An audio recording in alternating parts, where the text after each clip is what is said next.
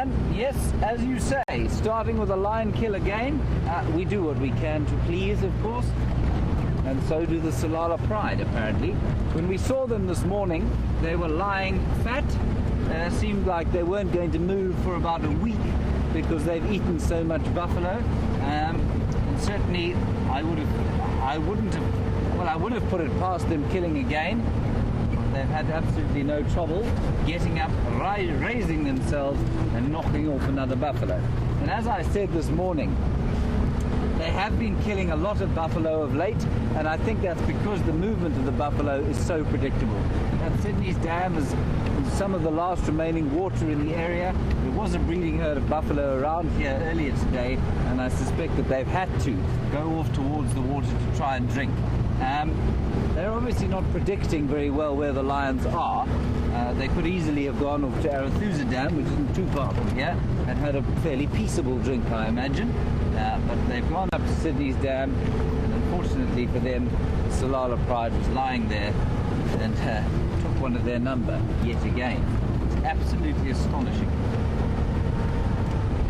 Then there are another report today from a lioness on Simbambili, also with slightly orange eyes. We don't know who she is, and she's on her own, also on 2 buffalo.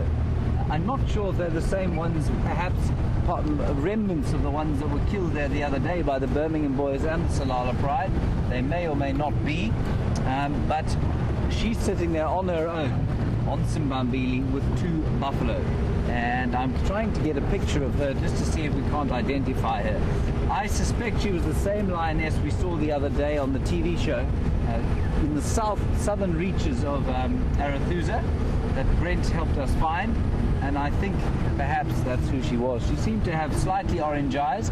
My colleagues are convinced, and I think a lot of you are also convinced, that it wasn't the amber-eyed lioness from the Impala pride, so I'm not sure who that could be. Lots of interesting lion things going on, which is just as well, because the leopards are not being particularly confiding with us at the moment.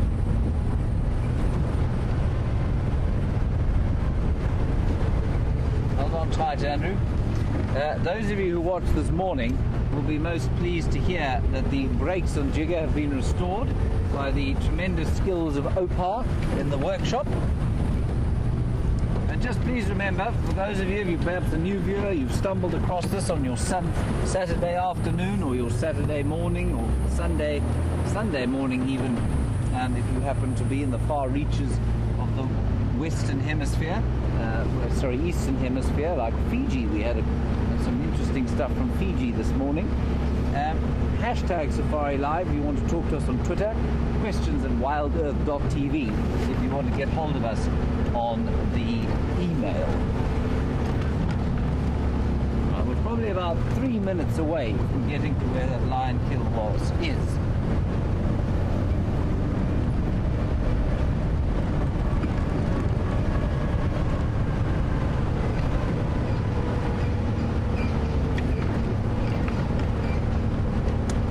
Astonishing, and apparently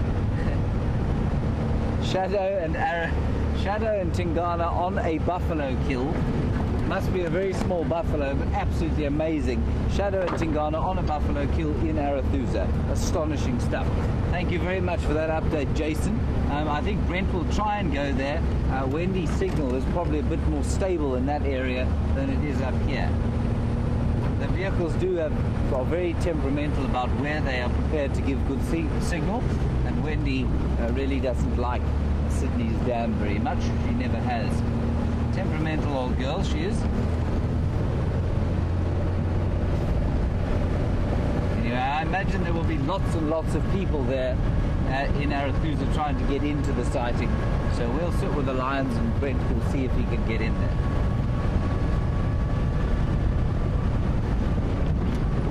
Now, Shadow, of course, is missing her son, and to her knowledge, in case you've just started watching, her son is a year old. His name is Sindile, so named by the Twitter sphere, our loyal viewers, and he is currently undergoing some post-exposure treatment for rabies. He'll be returned here at some stage, but as far as Shadow is concerned, she's his mother. As far as she's concerned, he's gone. He's disappeared. Now that, of course, will induce estrus. She did actually come into estrus before he left, but it will induce further estrus. And so that's probably why she is mating again with Tingana. Tingana has been a busy fellow of late. About, what was it? About a week ago, he was seen mating with Karula, just around here, who is Shadow's mother. He's keeping it in the family, as leopards do. We haven't seen her again, unfortunately. She's a bit of a spirit leopard, that.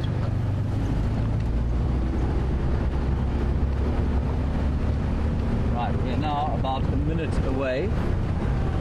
I'm just going to get hold of Brent. Brent, come in, Brent.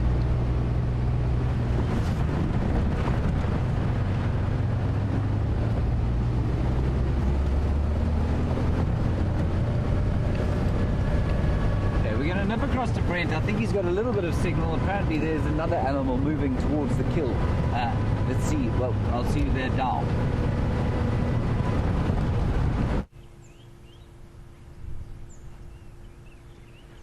It's all happening here. It's in his waterhole. We apologize about the signal breakup. For some reason, Wendy really doesn't like this spot. But there we go. We've got elephants moving here. Believe it or not, there's also a giraffe who's looking at the lions. I think there's a very strong possibility this elephant bull might chase the lions. I think he smelt them. He's stomping towards them. He might be going for that fresh little pan. There's a giraffe, but the giraffe is running away at the moment. See what this ellie does when he catches whiff of these lions.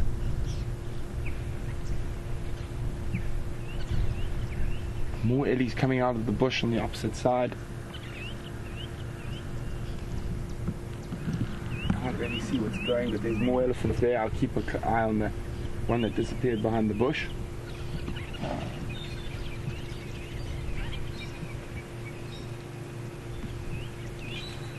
And above them there's giraffe moving behind the ellies.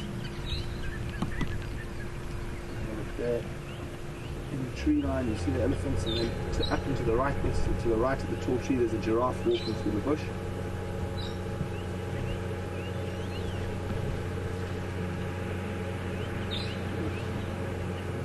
Big breeding herd of ellies coming down.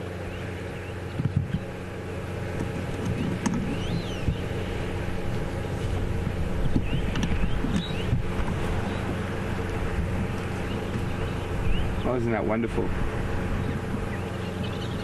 At the moment, they're all on the opposite side, apart from that one bull who looked like he might have smelt the lions. This is a really fascinating little spot about what's about to happen.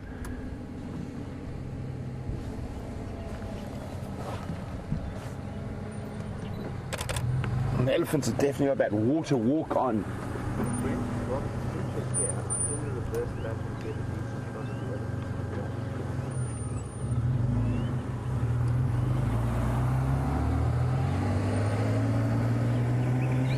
Oh, look at that old guy coming in. He's definitely got that water walk coming in there.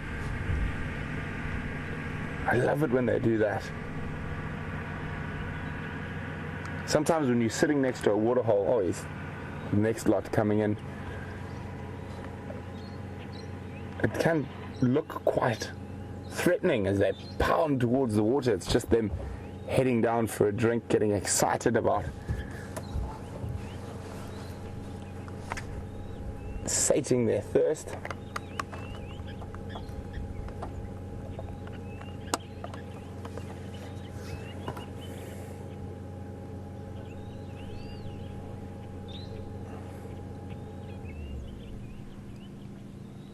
So James has just arrived, so we're going to cross across so you can have a quick look at James's view.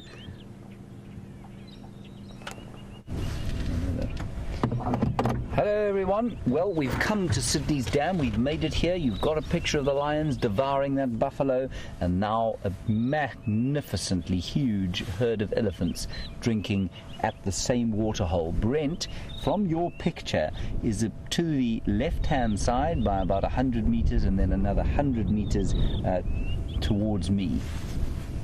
So he's not too far He's not too far at all from where I'm sitting, and I imagine those lions can see the elephants. The elephants may well be able to sense the presence of the lions. Well, I'm sure they can probably see them, and it'll be interesting to see if they come back this way, disappear off into the bush, or actually chase the lions. It's not unusual for lions to chase elephants when they find them on a kill. So Brent is just through the bushes over there. You can probably see the lightning conductors from that home, and he's just below the fence there. So pretty close by. Here come the elephants. They're moving around the dam. Right, let's get an angle from Brent. We'll see if they are actually coming closer to the lions. I'll see you now. We'll wait here and see what develops.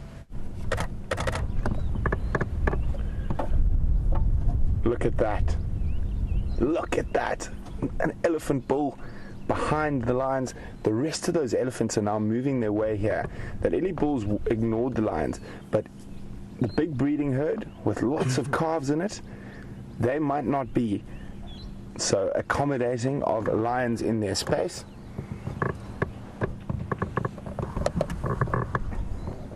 I hope you guys are getting some fantastic screenshots of this. 2 members of the Africa's Big Five in same frame.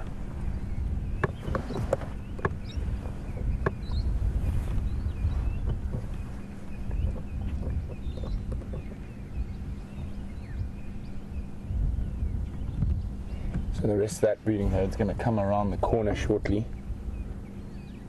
It's going to be really, really interesting to see what happens.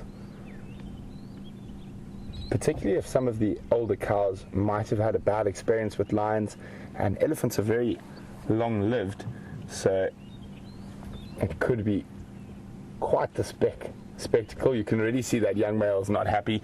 He's starting to get up saying, oh, here comes trouble. Let me try to remove myself from this situation.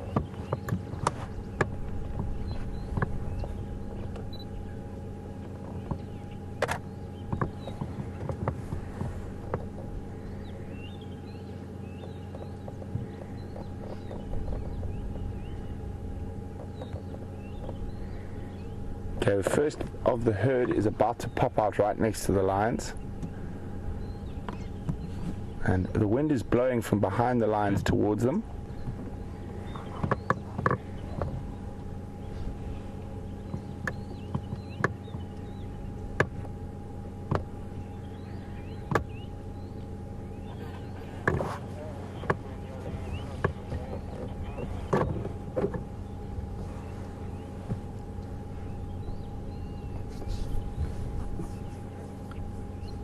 Maybe they'll decide to chase the lions after drinking the nice fresh water from the little pan.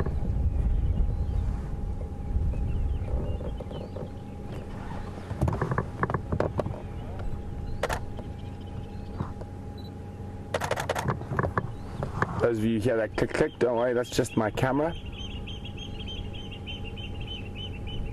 Look at that.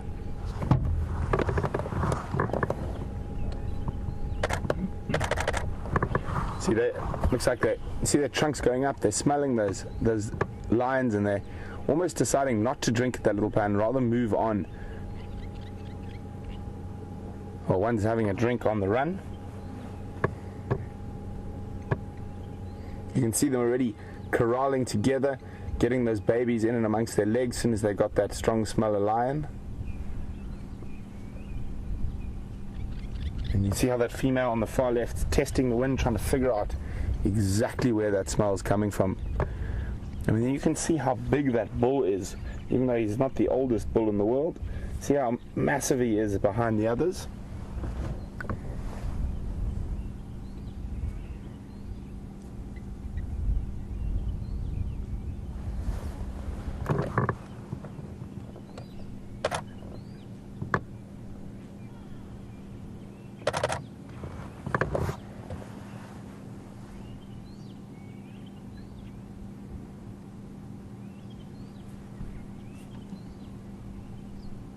So we're going to hop and skip across to James very quickly and see what it looks like from his angle.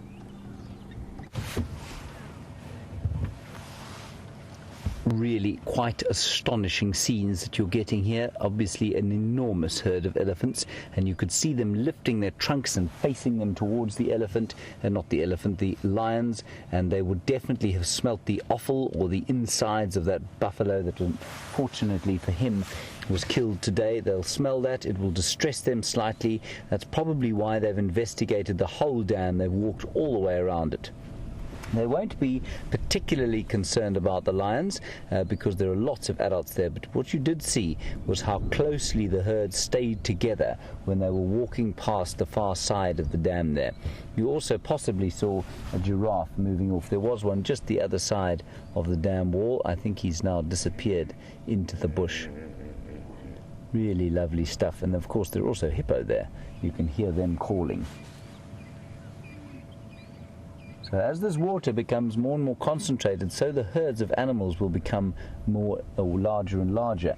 And a herd of elephants that size in this area is not very common. And what you'll find is it's probably two smaller herds of elephants that have come together. Their females, or the big cows, may well be related to each other, but they're in more favourable times when there's water everywhere and grazing everywhere. You'll find that the average number of elephants in a herd in this particular area is probably around 15 or so, and there are at least 30 elephants as far as I can tell there. I haven't actually counted them. 1, 2, 3, 4, 5, 6, 7, 8, 9, 10, 11, 12, 13, 14, 15, 16, 17. Well, 20, maybe 25. So quite a nice herd of elephants for this time of the year. Beautiful.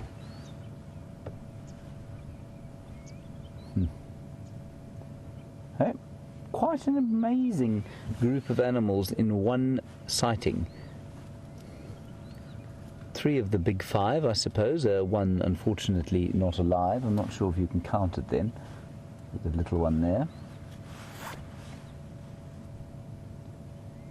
I think that's the first time I've used the term big 5. It's not my favourite term in the world. But still, it's quite special to have 3 in one sighting.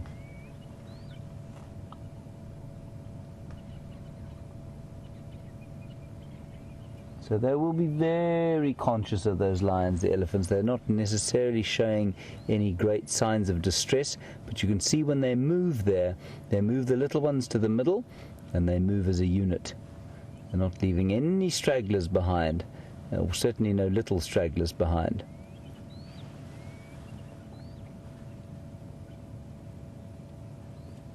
And the lion will think twice, especially in this area, before taking on an elephant.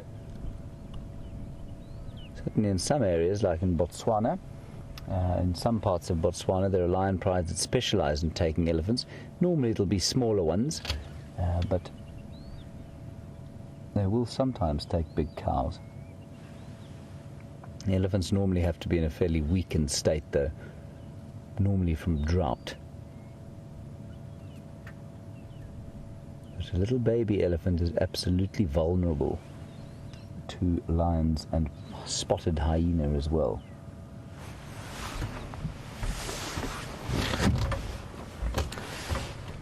Really amazing stuff. Well, let's go and have a look with Brent and just check in on those lions. We'll sit here for a little bit longer and keep you updated.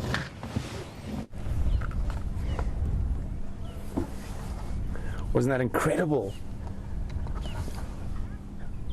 And those lions, or the elephants, decided it wasn't worth bothering the lions and decided to move away. They didn't spend as much time as they probably would have if the lions hadn't been there.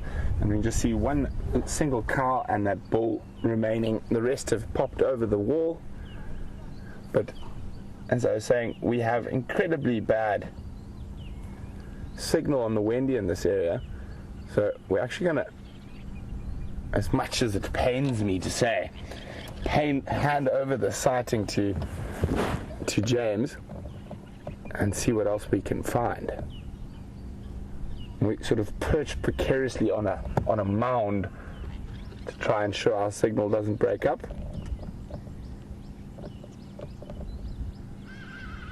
So I mean, this buffalo kill is relatively fresh. I mean, as we arrived here, we saw them eating the heart, liver, lungs.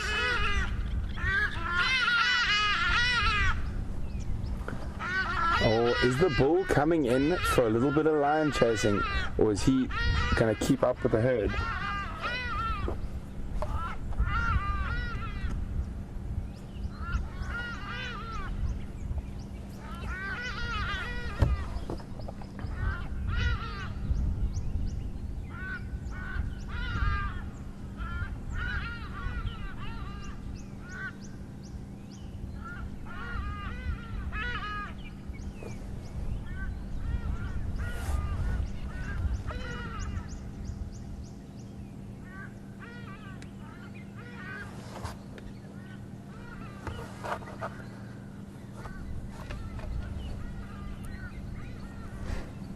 I wonder what he's up to. Is he going to follow the rest of the elephants? Or is he going to come for a bit of lion chasing? It looks like he's going to follow the elephants. That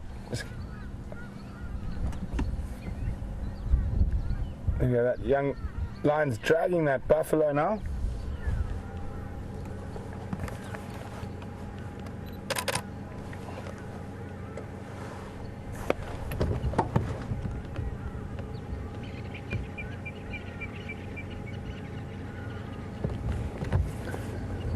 Oh, look, yeah, it looks like they're going to drag that off into the bushes where we're not going to be able to see it.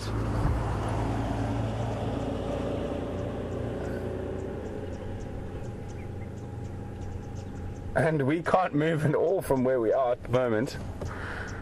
I'm going to try and see if we can still see what's going on there.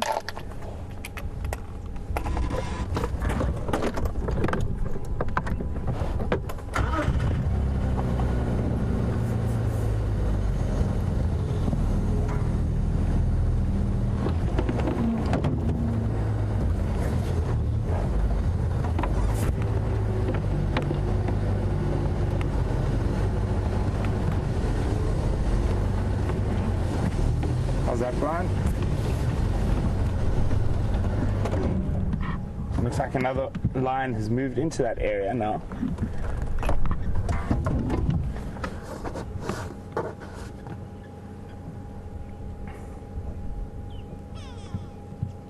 Look at that fat belly.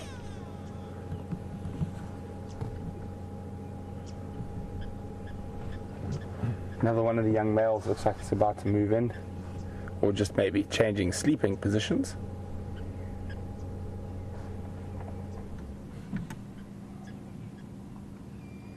He's gonna, looks like he's gonna have a sniff where the stomach contents were.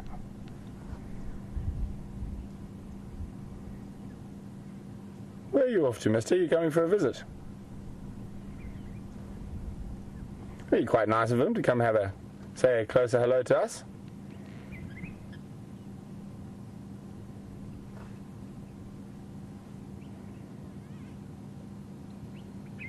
No, I think he's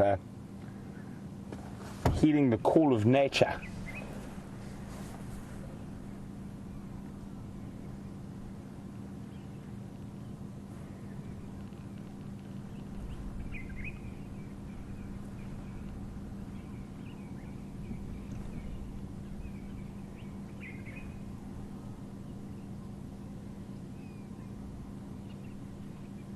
I'm afraid they've moved into a bit of a difficult spot for us to view the carcass, but wasn't it amazing while it was out where we could get a nice clear open view of it with those elephants in the background? What a fantastic way to start a Saturday.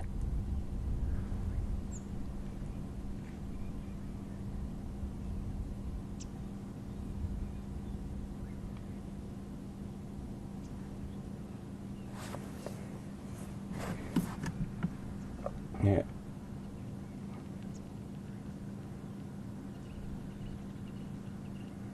Oh, you can see the flies bothering him, washing his tail.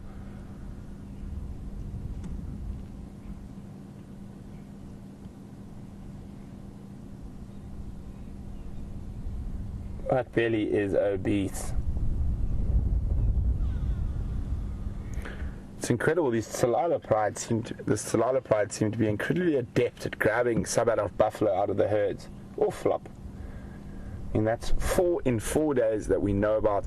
And there were those 6 buffalo killed on to the west of us, that the Birmingham's stolen. We're not sure how many of them the Birmingham's killed and how many of them Tsalalas killed, but these Tsalala prides definitely seem to have a taste for grade A buffalo beef.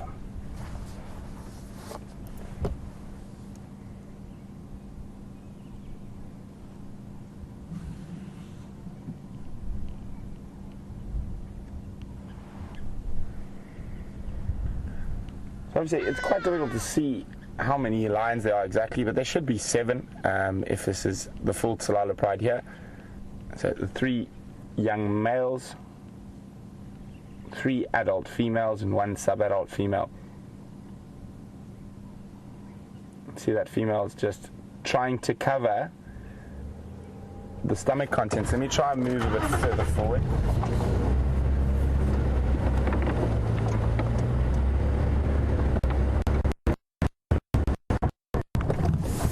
So there's quite some interesting behavior happening there. And very fresh kill. I mean, can you believe it? Again today. And you can see there's one of the adult lionesses making a very weak attempt to bury the stomach contents from that buffalo. And they do that to try stop the smell permeating as far as it can do.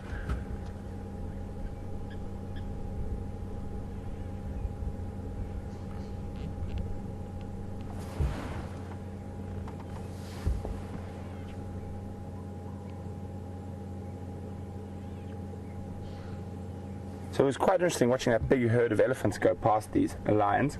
And Casey from New York was wondering if they were very hungry, would they have an attempt at a baby elephant, especially with all those adults around. I think Casey, a big herd like that, they would think twice before having a real serious attempt. But if they were very desperate and very hungry, you never know. And animals can do some strange things when they're hungry.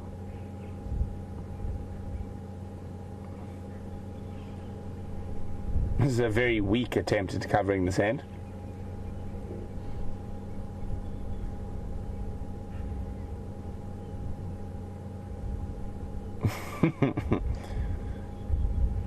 Maybe it'll mask the scent a little bit.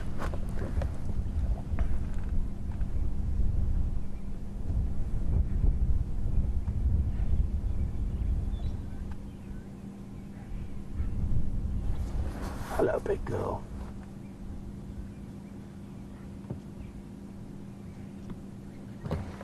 Almost looks like her belly's too full for her to move too much.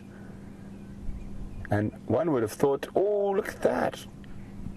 The back there. Do you see that, Bryan? Mm-hmm. Flew into shot there. Looked like a, well, it's gone behind the wood. Now, there we go. Popping out. A hooded vulture.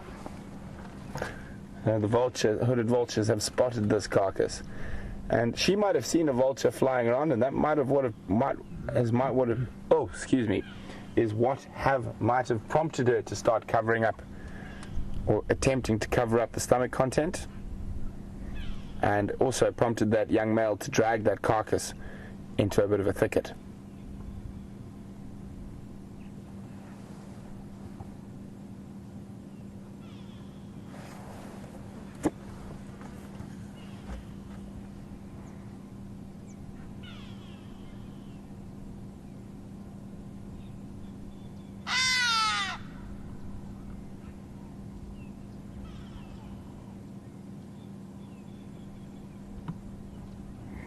And we've been quite spoilt this sunset safari with 2 members of Africa's Big Five in one sighting.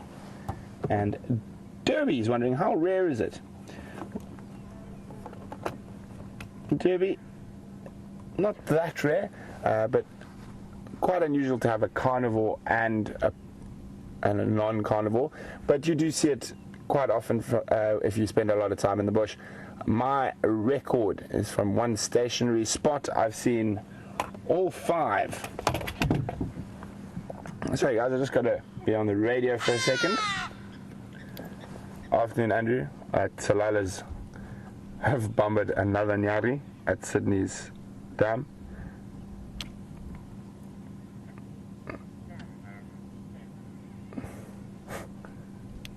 firm. They're lying up probably 50 meters from the boundary with the junction to the old dump site, just inside Buffels Hook on that open area in front of Sydney's Kaya.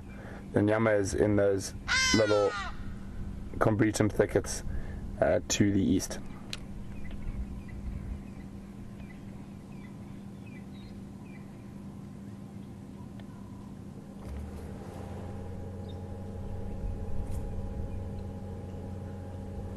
Sorry about that, just letting Andrew know.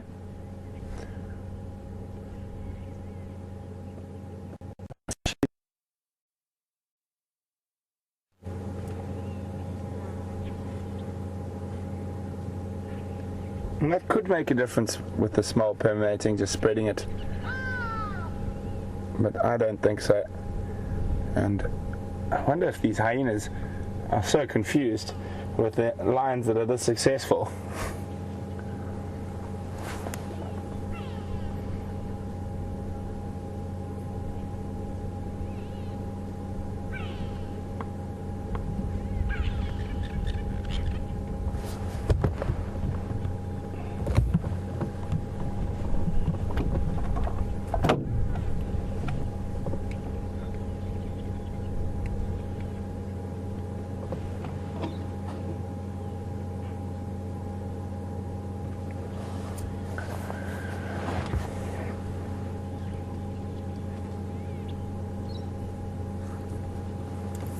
So those of you who were with us on the sunrise foray while walking around, I did mention one should never pick up predator dung.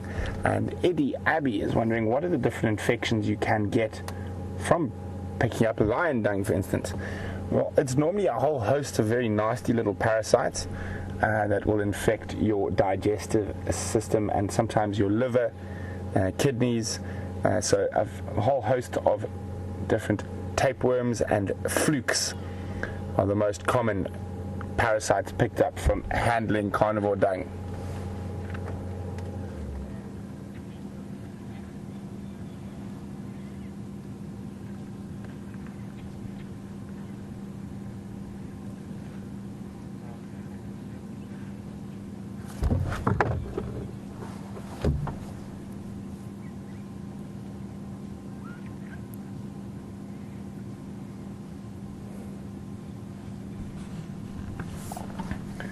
So we saw how those elephants just moved past, and Janet from Massachusetts is wondering if it had been an elephant carcass, even from another herd rather than a buffalo carcass, would the elephant would they have behaved differently? This one looks like one of the lions is off for a drink. Well, no, just a flop down in the distance. Janet, probably not. I think they probably would have moved off in the same way, even possibly if from the same herd. A lot of people would like to think elephants show a lot of emotion with other elephant bones, but unfortunately if you spend enough time in the bush you'll notice that elephants are just curious, so they will pick up hippo bones, warthog bones, lion bones, giraffe bones, as well as elephant bones. People just generally choose to focus on the time they touch an elephant bone and try and impart human emotion into a wild animal. In my experience, they pick up all bones, and that's generally just from curiosity, the same as they would pick up a stone or a piece of wood. Now, elephant females who lose calves will stay with the carcass of their calf for up to 2 weeks, but then I have seen other animals do that as well. But I don't think they would have, if the animal's already dead, I don't think they would have behaved any differently. However, if the animal had been giving distress calls, so even if that buffalo had been alive and sort of giving that sort of distress call that they make when lions are on top of them, then I think the elephant herd probably would have rushed in. And by no means is that to defend the buffalo, it's to investigate and see what's going on and maybe try to chase the possible predator away while there's action going on. It's that inquisitiveness.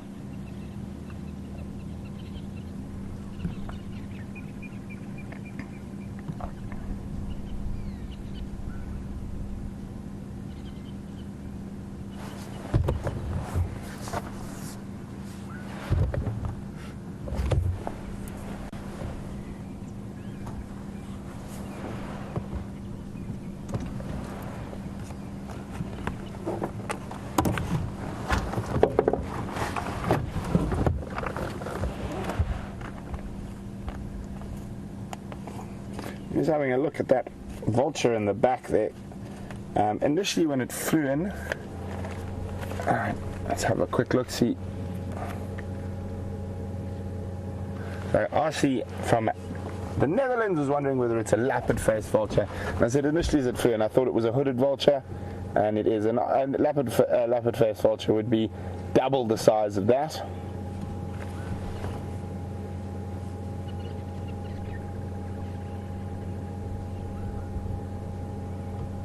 But I don't know if I'm going to be able to, where's that dead tree, move the vehicle without losing signal, but I will try. And we have some of the birders out there. Oh, we've got one coming in, undercarriage out.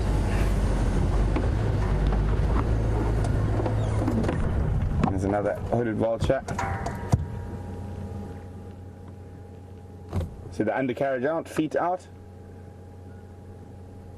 and in the dead tree, not very far, but the closest dead tree to the lions.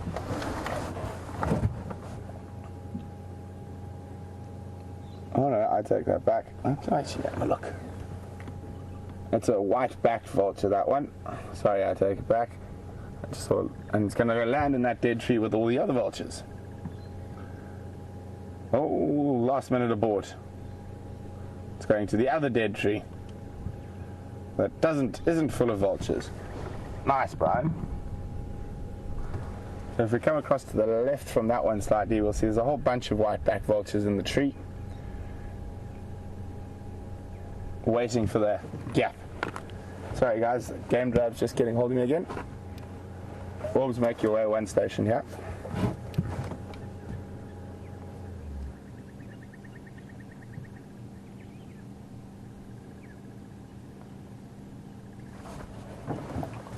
Okay, well, the lions are all flat and disappeared.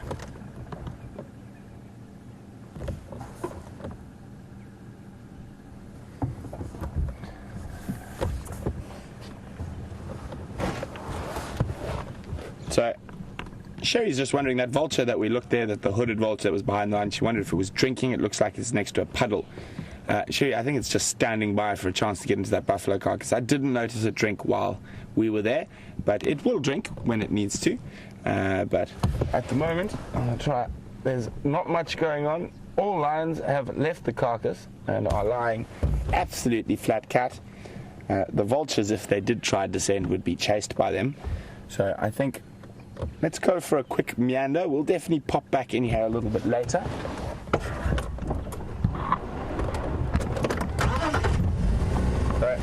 While we get out of here in this notoriously bad signal area, we're going to send you across to Commander Bond, who's got an update on those mating leopards.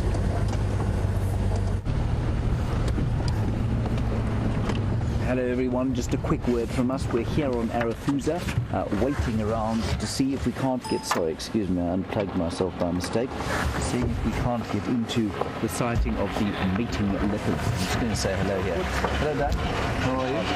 Very well? Yes, full of joy? You're on your way there, are you? Yes, I am. Okay, good. Enjoy it. See you later. And sorry about that, I've been distracted. There's a fellow on the back of that car staring at me as I've stepped from a piece of cheese. It's very disconcerting. He's now not looking at me anymore. I can tell you what's going on. The mating leopards that are not too far from us are currently being viewed by they're being viewed by 3 people, and there are a few people waiting to get in there. We've put our names down. Of course, it will take a little bit of time to get in there, but what I can tell you is that it's Tingana and Karula. It's not Shadow. She's not here, so definitely Karula. That's perfectly normal. She started mating with him about 5 or 6 days ago, so they're probably coming to the end of this particular mating session, and hopefully she'll fall pregnant, and hopefully 3 months from now we'll have some new little leopard cubs, and with any luck they'll be on Juma only.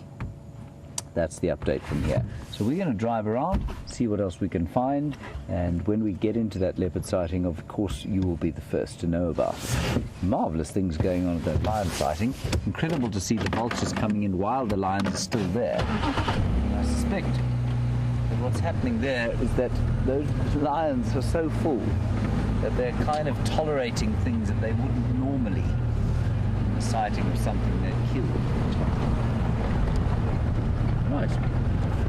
Let's go pop down to the Arathusa waterhole, I think.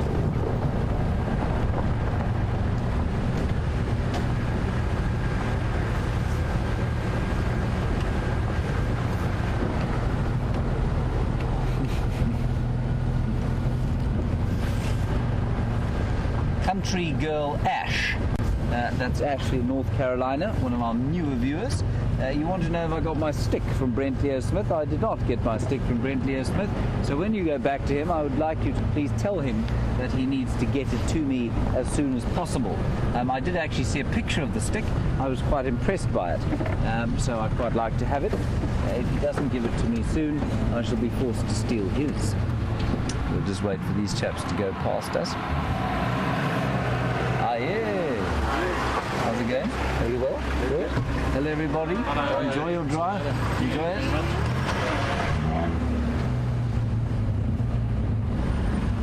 So you can see we're on the highway to the leopard zone. Lots of activity here at Arathusa suddenly.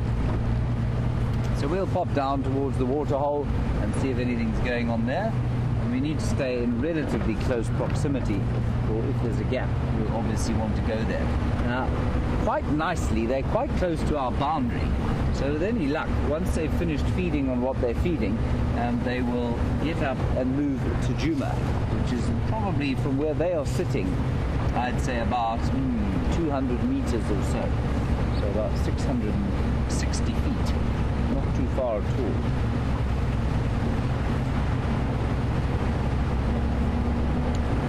Right.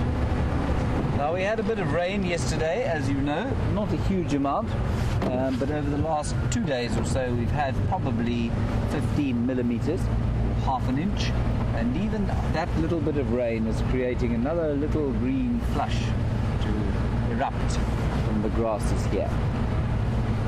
And that will no doubt excite many of the animals. But as you've seen with those buffalo, water is the limiting factor. There's often enough to eat. Water is often a limiting factor, and so they will predictably travel towards water on a daily basis. And I suppose the fact that the lions are at Sydney's dam is indicative of the fact that the buffalo simply are not coming down to this water. I'm pretty sure they'd move off here if the buffalo were coming here continuously.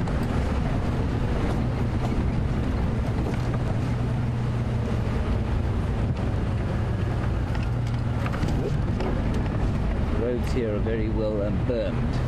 In other words, they've got big bumps in them to supposedly stop water flowing off them and causing erosion.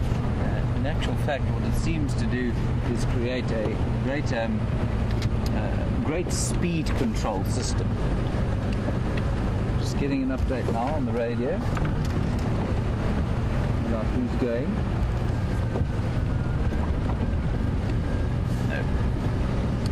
Much going on at all.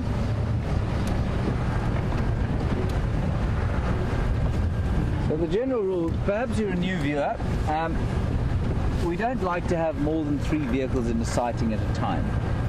For example, that lion sighting, you could probably put 10 cars around them and they wouldn't react at all. It just ruins any kind of wild feeling though, and it's nice to experience these animals in the semi-privacy, I suppose. And so for guests on safari, it's really not ideal to have more than 3 vehicles in the sighting.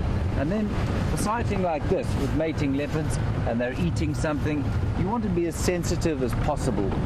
And so what happens is that we normally don't send more than 3 vehicles in, and that just tends, it's sensitive to the animals and obviously makes it quite enjoyable for people. I'm just trying desperately to copy what's going on the radio here.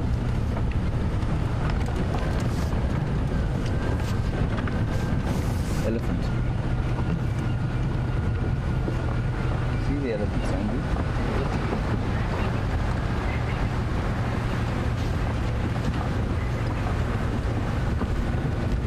Try and get in here and see these ellies. That would be very nice.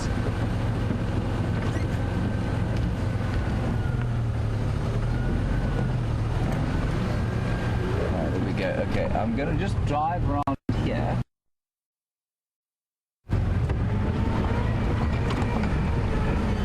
Nice herd of elephants in here, which would be very nice to see while we wait for the leopard.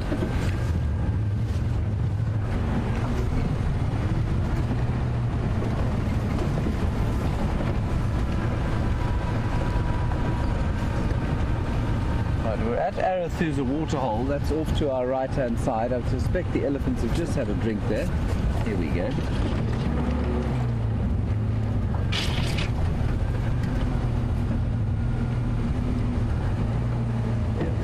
Little herd, gentle little herd feeding through the woodland here. It will be the same herd that Brent had around here the other day with Andrew.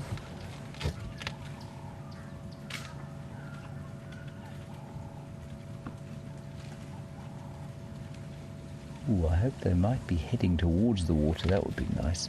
They do seem to be heading this way. That's wonderful.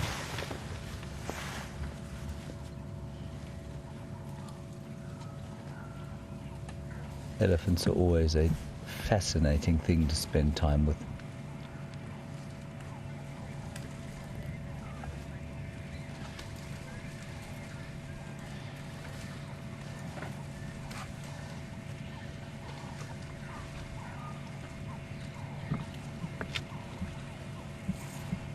So I am getting a radio message from the final control. The signal is probably about 1 out of 5, but I think I got that one. Terry from Ohio, you say you saw a picture or a video of an elephant killing a buffalo and you couldn't believe it. Terry, it's not that unusual. It does happen, and sometimes it happens with rhino as well. And it's normally young bulls who don't have the kind of experienced mentorship from bigger, older bulls who kind of teach them and discipline them how to behave. And that's, I'm really not being anthropomorphic about that at all. That's genuinely what happens. And so when there are young bulls who are not sufficiently trained and disciplined, what happens is that we have a situation where they'll start to kill things. They kill rhino, they kill sometimes young elephants, and they'll certainly kill buffalo, especially if there's any kind of challenge over water or mud or something like that. Interesting one. Thanks, Terry. This one is now digging out a bit of sand for himself.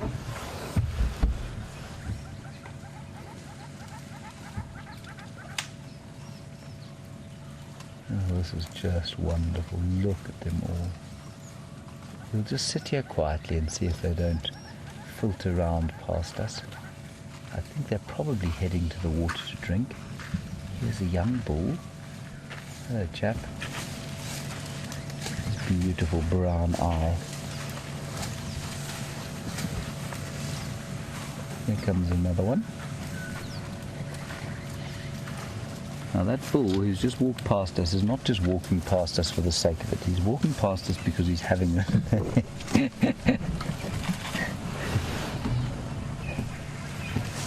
Andrew, can you... He was just... here we go, there's another one coming. Oh, big boy, hello. So they're not just walking past us, they're coming to say they're interested. They're young bulls, they're curious, they want to know what's going on. They want to smell us and see how we react to them, if we run away, if we perhaps start the engine or challenge them. And I think that they're pretty sure that we won't. And so they come and they test themselves against us. It's a little bit like them playing with each other. Here comes the other one now. Now that's a young cow. That's not a young bull. That one, sorry, the one that we're looking at now, I think is a young bull, but I think the one that came closer to us from behind, she's just behind Andrew there, is a young cow. I think, see her. There she is.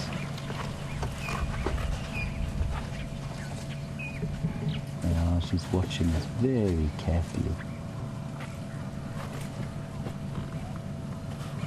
Oh, it's interesting. I don't think she's behaving differently from a young bull. The young bulls will do what she just did and then kind of turn away and move off. She's watching us very carefully. She's having a proper good look to see what it is that we want. God, that's just wonderful. That's really, really special. I love it when elephants interact with us like that. I know ideally, in many instances I say that we should be watching animals and having no effect on their behavior, but human beings have been part of the wilderness for so long, and to try and say that we aren't part of it is, well, I'm just not sure how true it is. And so, while animals have been interacting with human beings for millennia, there's no reason for them to stop with us. So interesting to see how they behave with us. Well, this cow is watching us very carefully.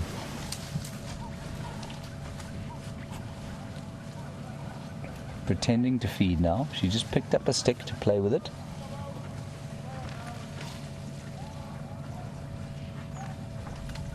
Look at that. Ah, she's having a look.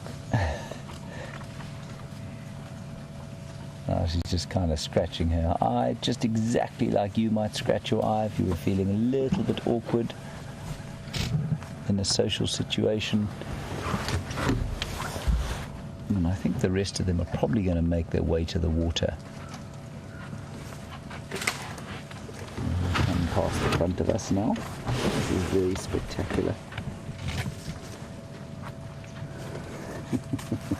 And she is really interested. Hello.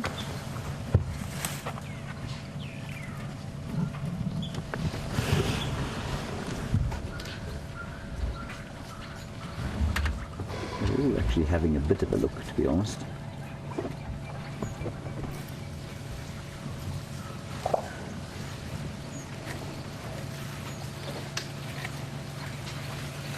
Going to keep a little bit quiet. There are obviously lots of elephants very close by now. What we don't want to do is startle any of them. So I'll speak a little more quietly. Isn't this just spectacular? They're going off to have a drink, but they're all watching us very carefully. And I wish you could smell them. They smell so wonderful. Nothing else smells like elephant.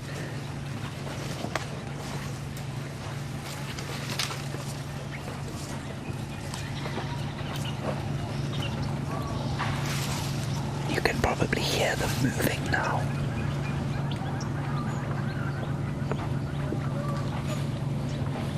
The odd rustle in the bushes and maybe the soft footfalls.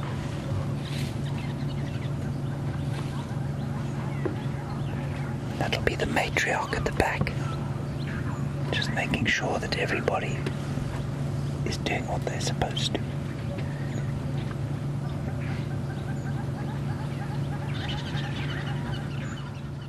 Once they've gone,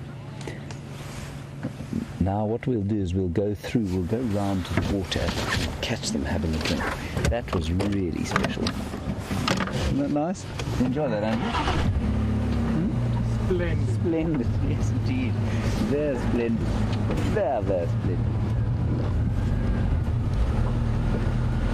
Go round the corner, have a look-see. Stations, there's a small herd of elephants.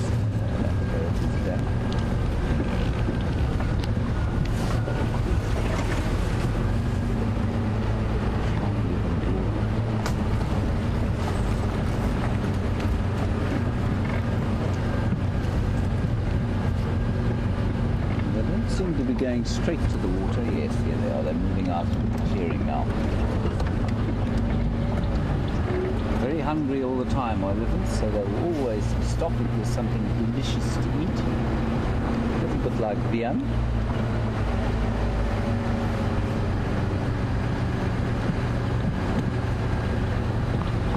that infrastructure that you can see there is Arathusa Lodge, and the water, of course, is the Arathusa Dam. And if you are one of our regular viewers, you will know that there's a camera just the other side of the dam, and they'll be coming into your screen probably from the right-hand side. And another one from Ashley in North Carolina. You want to know how long elephants can go without water? The answer is not very long. Probably a couple of days, Ashley. If they have to, there's a real drought. I mean, they can probably go 4 days or so without water, but they do need to drink. So probably a little bit longer than we can go without water, but not much. Remember, they do get quite a lot of water from their food, but they do need a lot of good clean water. And they will, as I say, drink clean water when they can. Beautiful, look at that. Quintessential elephant herd shot. Let's just try and get round in front of them in the subtlest way possible. Get a look at them coming to.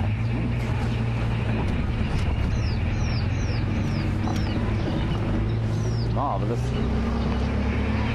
Any luck, just to keep you posted, there are still lots of people around that leopard sighting. We are waiting, and we will stand by very patiently, and thankfully we've got these beautiful elephants to look at before we head towards the leopards.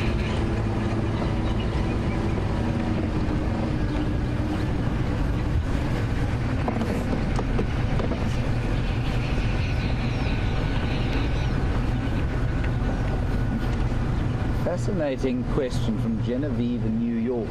If I had to describe Africa in one word, what would it be? And I think I'm going to deflect that one to Andrew. Andrew, have you got an answer?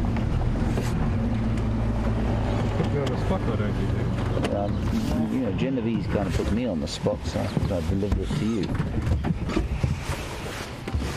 Genevieve, let me think briefly. And we'll also ask Brent.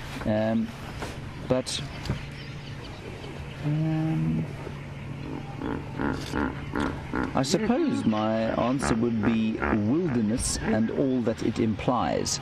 So wilderness, and wilderness means different things to different people, but to me it means nature, peace, connection with the earth.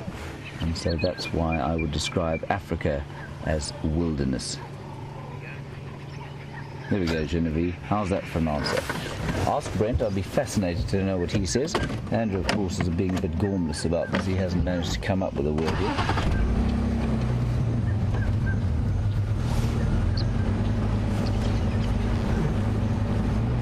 Be careful about having a go at your cameraman when he's filming you, because he can make you look like a total dweeb if he wishes. There we go. Having a drink. Thank you for that, Andrew. Complete moron. Can we look at the elephants now? They're going to have a drink.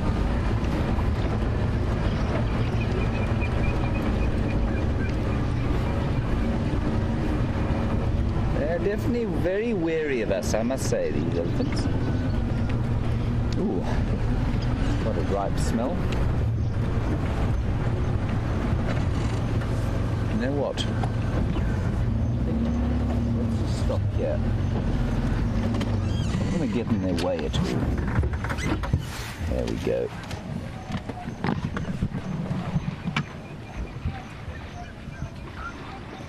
Now, elephants also love to swim, but it's not very hot today, and so I don't think they're going to be swimming.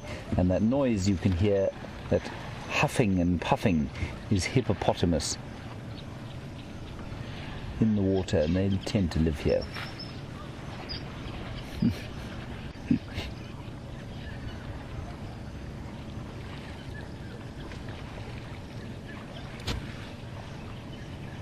Beautiful. Now, those trunks will hold up to 20 litres of water, so that's about 4 gallons for a big elephant, 10 to 12 litres for a medium-sized elephant, so about 2 and a bit gallons. Just depends on a little one. Those little ones, very little.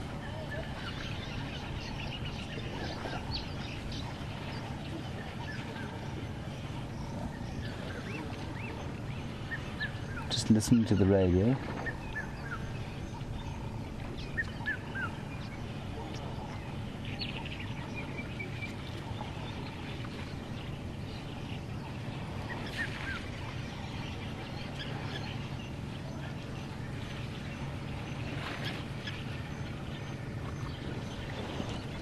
Sorry, I will talk to you now. I'm just trying to get an update.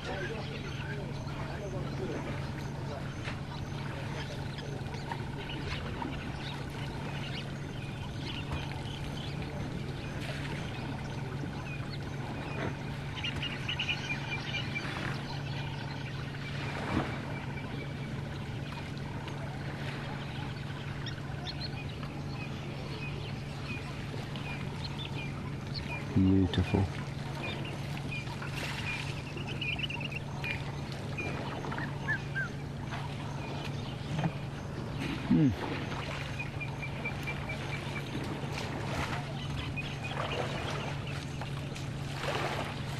Okay.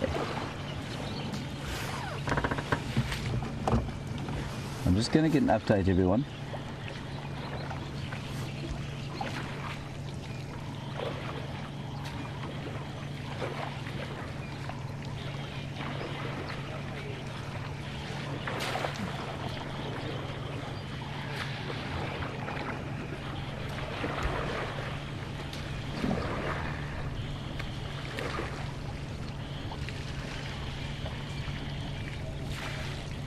There is enormous noise on the radio. I'm just trying to get an update. Sorry, stations, can you confirm what number standby I am now?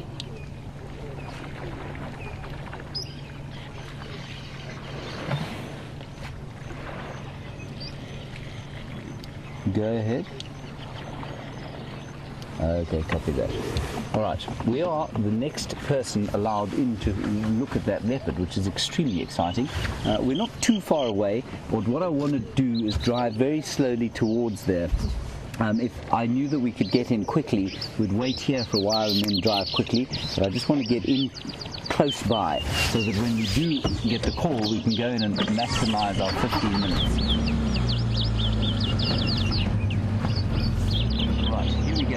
We're only going to have about 15 minutes with them. So let's go there. A wonderful elephant sighting we've had.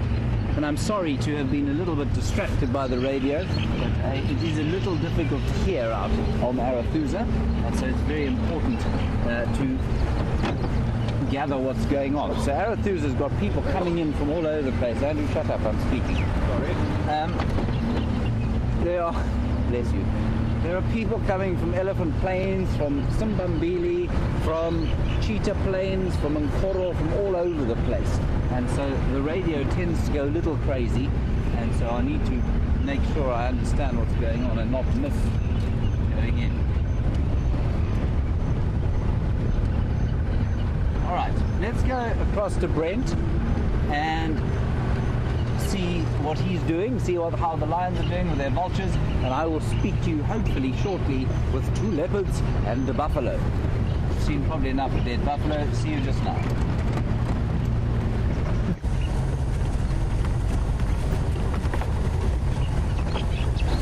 So great to have all those ellies with James, and I hear James and Andrew have been posted a question while we were away, and by Genevieve from the Big Apple, and if you had to describe Africa in one word, what would it be?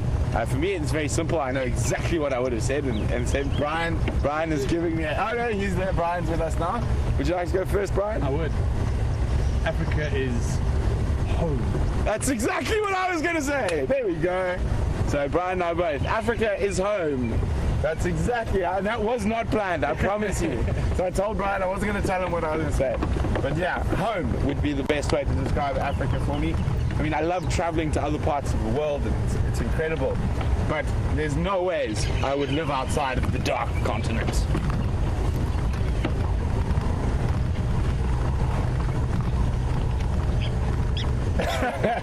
So yeah, James's was wilderness, and Andrew's was no answer. But I'm quite. The killer bees are definitely on sync. Okay. This sunset safari. So we're down right in the eastern part of the reserve at the moment. We had a report of wild dogs in the property to the east of us coming through. Unfortunately, it doesn't look like they've crossed, so we're just going to meander around here and see if there's anything else around here.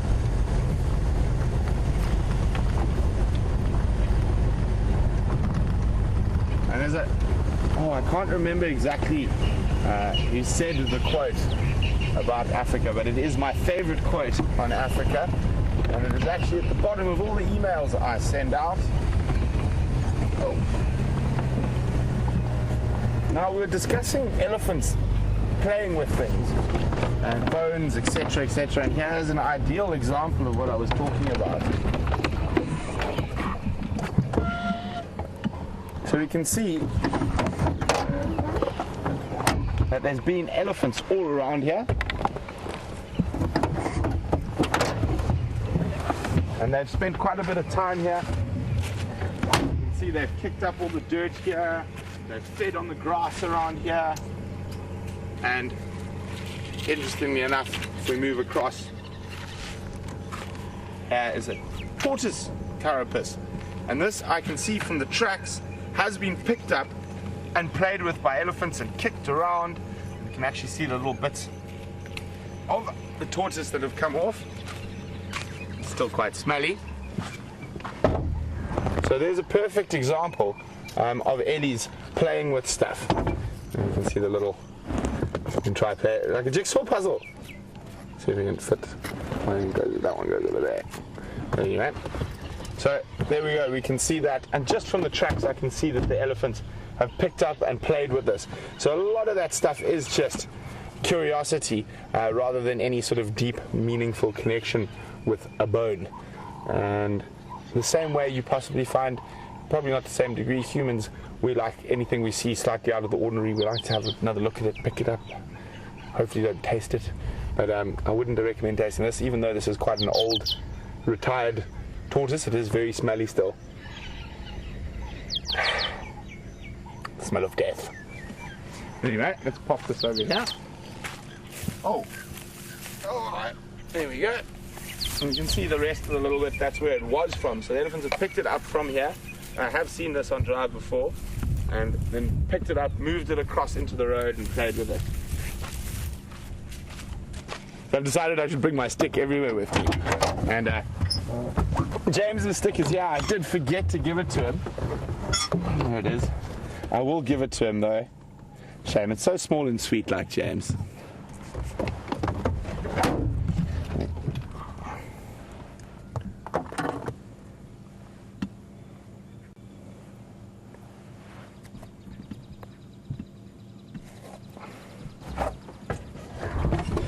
Well, let's continue on.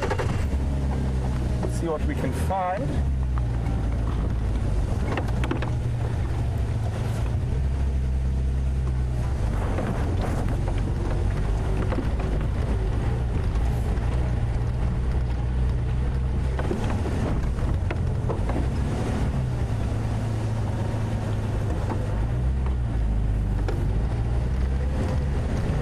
Sorry, guys, I'm just listening to the Game Drive channel quickly. Report on the wild dogs.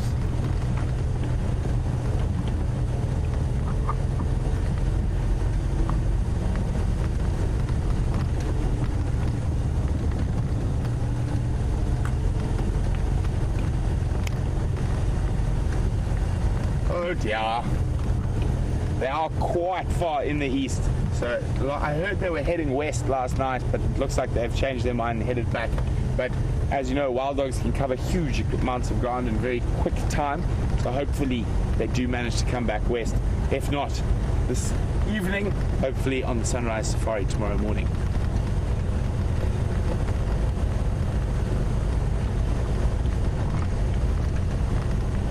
Oh, I've lost all my radios. Got so excited when I heard wild dog on the radio.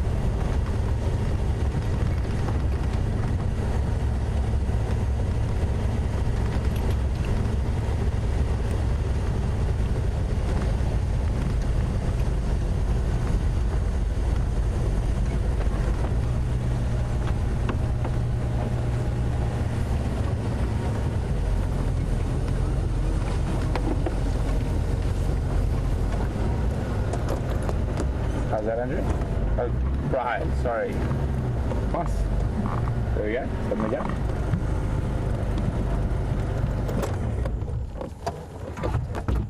I just spotted some dainty antelope through the gap there. Some waterbuck.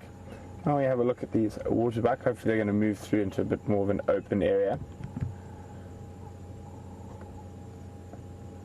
Sharon from Memphis, the home of quite a lot of country music, said she was watching a show about elephants in Zimbabwe which said they needed an inordinate amount of salt.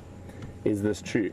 They do. A lot of animals do, and it also depends on the area. Sometimes they'll get a lot of the salts and minerals from the plants that they're eating, but in areas where they don't get that, they will go excavate it from the soil and eat pieces of clay or sand that have a high salt content. I'm not exactly sure on the exact amount of salt it needs. Oh, there's another waterbuck in front of us that's moving slightly more into the open. So this is a common waterbuck. You see that very distinct white ring around the bottom. And I got a question for you guys. I know I have spoken about it before, but who can tell me what is the other species of waterbuck that we see regularly, that you see regularly in other parts of Africa? They're coming through. There we go. And remember that you can send your answers through. Oh, there's an Impala there as well. You can send your answers through to questions@wildearth.tv or use the hashtag SafariLive on Twitter.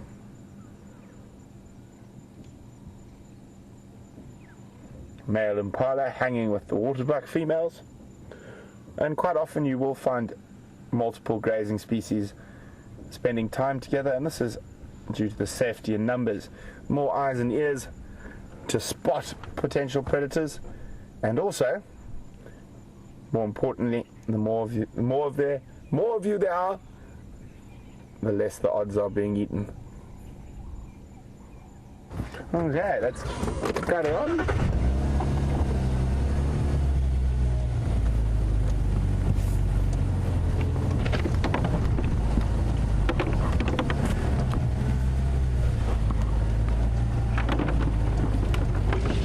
Water bottle's just having a bit of a roll around there. Hopefully this cool, cold weather will break tomorrow, give us some sunshine. I feel like I've been missing out on sunshine for a day or two now.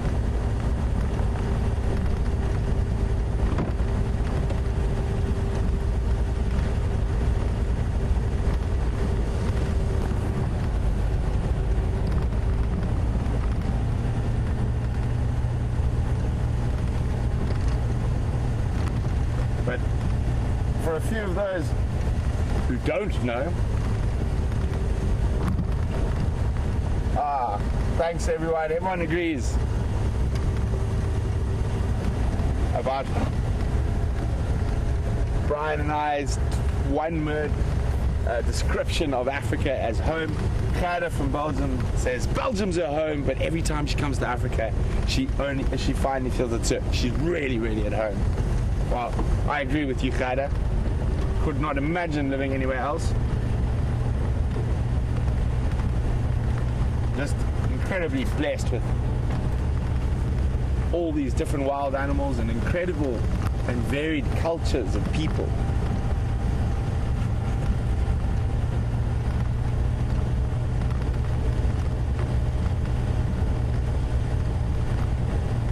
So we're going to cross back across to Commander Bon, who's got some very active felines for you.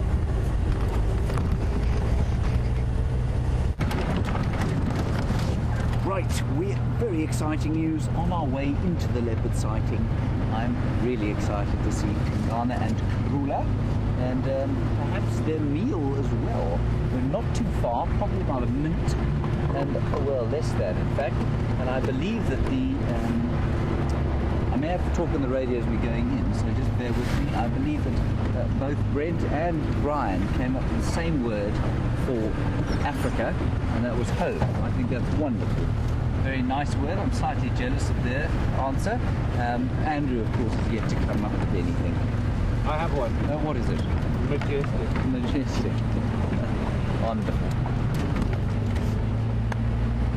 Thank you very much. Same chap staring at us in the back of his car there. Pretty disconcerting. Okay, they're over here. Andrew, well done. That is a good word. I think majestic is an excellent word. Well done.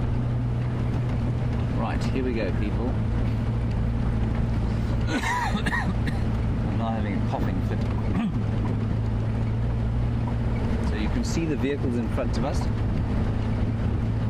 Probably see the flashes of 1,000 cameras.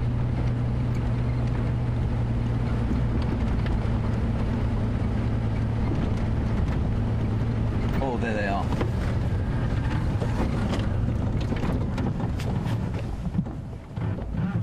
This is what we term in guiding parlance the moment of discovery. Look at that. Karula on the right, Mvula on the left. We can get closer, but it's always so nice to stop a little bit further away so we can have a proper look.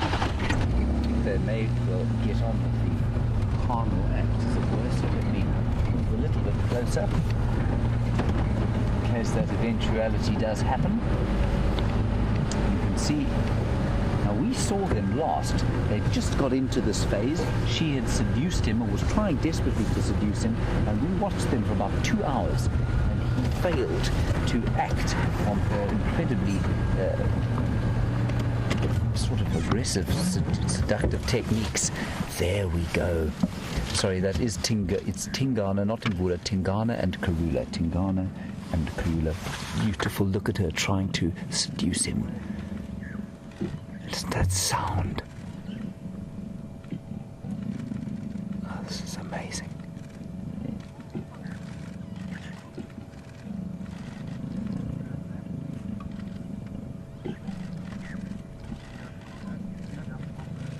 There we go.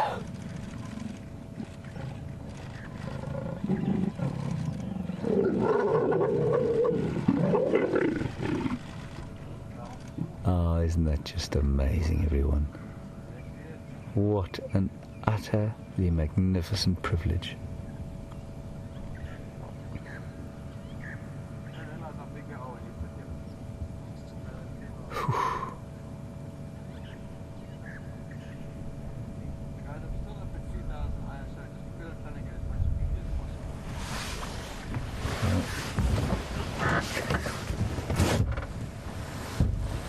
An incredible thing to see.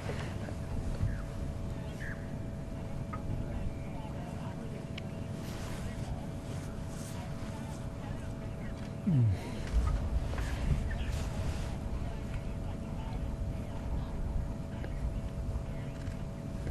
then a number of questions from Christy Berry. Christy, wow, I'm just amazed by this. Not by your questions, by the magnificence of the sighting. Christy Berry, you want to know, will will Tingana go off and mate with Shadow when he leaves Karula? Absolutely he will. There's no immutable law of the universe that says he can't mate with as many females as he can. So if she was to come across here and try and seduce him in the same way as her mother has, he wouldn't think twice about it. And in fact, she has mated with him this year, and quite recently actually. So that would definitely happen. And then you also want to know, do they have territories like lion territories? What they do, in that the male's territories definitely overlap, probably about 3 female territories normally in this area, and much the same as the lion male coalitions will have territories that overlap 2 or 3 pride females or pride territories. In the case of the Majinga lion coalition, probably about 5 or 6 pride territories. Now, normally what will happen is that this mating will occur again, probably in the next few minutes. So So let's keep an eye out on what's going on and just enjoy the sounds that you can hear. Try and ignore the fact that there seems to be a vehicle full of paparazzi just over there. They're on a specialist photographic safari, and the amount of camera equipment they have there could probably be used to, well, I'd say its value is probably the same as the gross domestic product of South Africa. But they're on a very special safari now, and you can see that they've got an incredible subject for them to be photographing.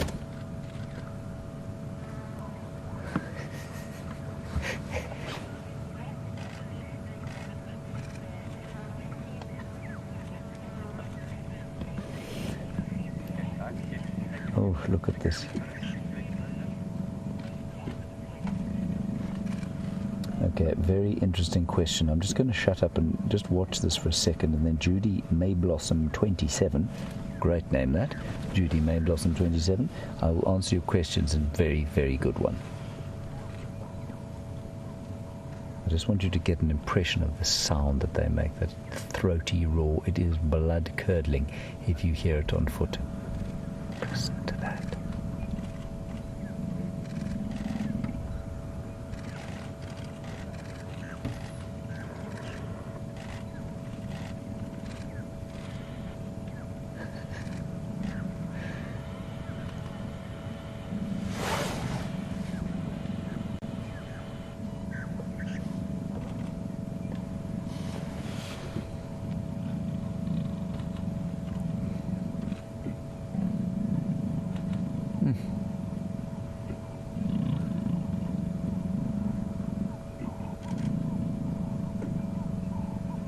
He is exhausted.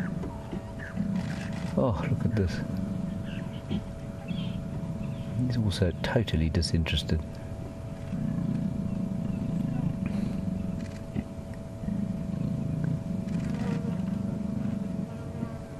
So the amount of effort that a female has to put in to make Tingana mate with her makes me astonished that he has any offspring at all. Oh, there he goes. Brave fellow.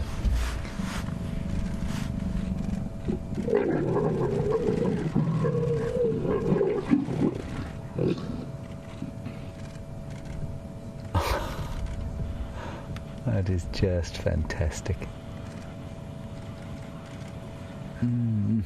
Right, Judy, your question, a brilliant one. Why is it, from an evolutionary point of view, that leopards engage in these aggressive, repeated, seemingly exhausting mating rituals? You say it seems completely inefficient.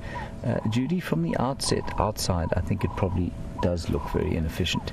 And from an evolutionary perspective, I'm going to have pretty much a guess as to why I think it is that they mate in the fashion that they do.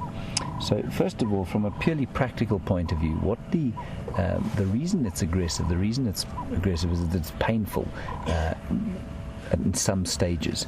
So he has got a barbed penis, and that penis, when he withdraws it from her, creates a lot of pain for her and him. Obviously not enough to put them off the act entirely, but what it does is it creates a contraction in her uterus, which we think either helps the sperm get up to the eggs, which will be probably in the fallopian tubes, and it probably also, in the early stages of mating, probably actually induces ovulation in her. So lots of different reasons for why it might happen. Now, what is the evolutionary reason for that? Why doesn't she just, like a mammal, or not like a mammal, like a human being, have the egg in the uterus already? And surely it would preclude the need for such painful and regular mating. I'm going to have to think about it a little. So the regular mating, of course, is also because it's so important that they do need to mate regularly for her to ovulate and then conceive. So, Judy, let me just give it a little bit of thought before I answer with nonsense. That is a buffalo poo, which she has rejected as a form of meal, which is encouraging. Isn't she beautiful?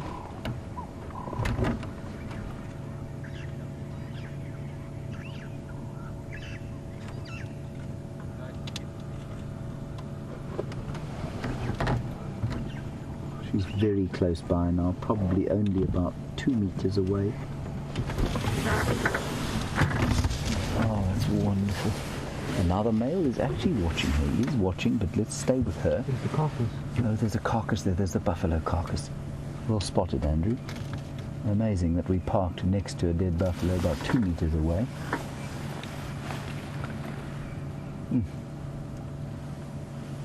I'm going to move the vehicle slightly before the paparazzi comes across. I think possibly just over there, Andrew. What do you think? Just getting behind her there. Are you happy there? I'm relatively happy with that. Maybe we'll just stay here.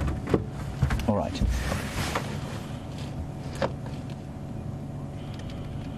So, Judy, I think let's put it down to this. I think this is probably the evolutionary reason for why cats breed like this. I think it's possibly got to do with the fact that paternity is often, let's go with this. I'm throwing it out there. Paternity is something that female mammals of many species try and confuse with the actual males. They don't do it consciously, they do it physiologically. Infanticide is an enormous issue with males because males obviously want to leave their own genes, and in order to bring a female back into estrus they will kill young cubs. Now what I think this extended period of estrus with multiple mating does is that, and just to remind you that these leopards often mate with more than one male during an estrus cycle, I suspect what it does is that it may confuse parentage amongst the males. And also, I think what it probably does, and they are doing a lot of research on this, it may even result in multi-paternity. And so her litter, say if she has 3 cubs, might have different fathers. And so that would be my guess as to why it's such a prolonged affair. She doesn't just mate once and conceive straight away. It's probably a piece of the correct answer to the puzzle, Judy. But I'll do a little bit more thinking about it and see if I can't come up with something maybe perhaps a little more satisfactory. And feel free to send through what you think. I'd be fascinated to know what any of the viewers think about what the evolutionary reasons for this, what we would consider slightly bizarre mating behavior might do. Isn't that an amazing picture? He is now flat on his back, so don't worry about him. And she is fortifying herself after some heavy activity. And I'm going to move over there. Okay.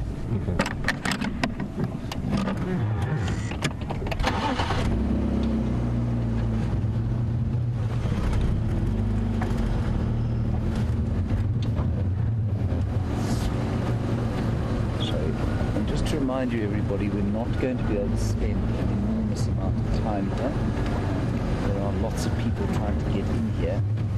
Question from Robin in Westminster. I'm afraid I've missed the question, so I'm going to wait for it to come through again.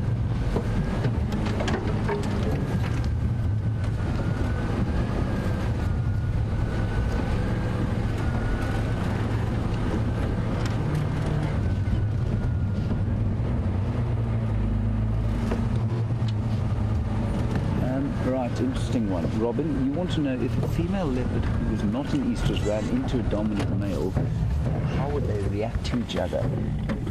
Robin, they would react probably in a pretty mild fashion. They would know each other because they live in each other's territories. So I don't think there would be any kind of consternation or anger between them. And so, yeah, I think they would be absolutely fine with each other. They wouldn't spend any time together, though. They may share a kill, although what normally happens is if the female is on a kill, the male will normally steal it from her. Oh, isn't that wonderful? I mean, it's a bit grim, but it really is so special to see this. And just to reiterate, people, that is a buffalo that these 2 leopards have killed. And it's highly unlikely that they could have killed it unless they had been working in tandem together. So, yeah, really interesting stuff. So they can cooperate cooperatively hunt if they want to. The male is still there, sitting there doing not much at all.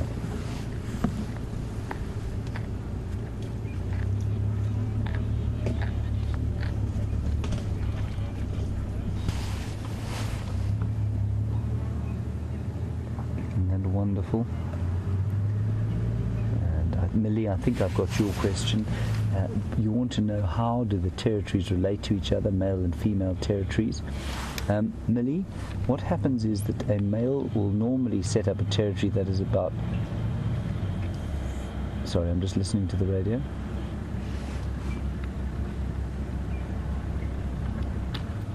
I've just got to find out what's going on the radio, Millie. I will get back to you. I can't manipulate or monopolize the sighting. And I don't know if these two paparazzi vehicles are... Yeah, they are. I think they probably found her, which means they're going to be allowed to spend a lot longer here. Anyway, Millie, the male set up a territory probably about 3 times the size of a female's territory, which is marvelous for him, of course. And the females are normally in that area, normally related to each other, cousins or perhaps sisters. And in this case, she is actually inside the daughter's territory. They won't have particularly aggressive interactions with each other, but they certainly will attempt, they will certainly keep exclusive homes unless the male is mating. Okay, we're okay actually. We can stay a bit longer. I see the first paparazzi has left.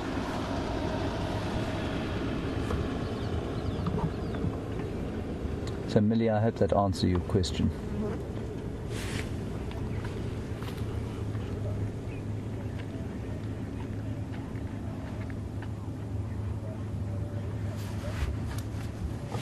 And then just a little recap for our highly astute 8-year-old Gracie from Ohio.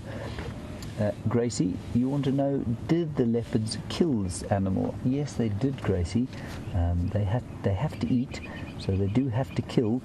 And while it's not very nice, you must remember that the buffalo, which was killed by both these leopards together, probably didn't feel anything. You'll find that they go into a condition called shock, and when there's big shock like that, they don't feel anything.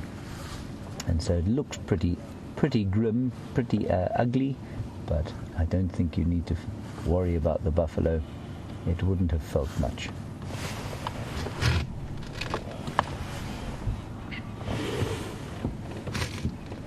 Right, let's see what she does now.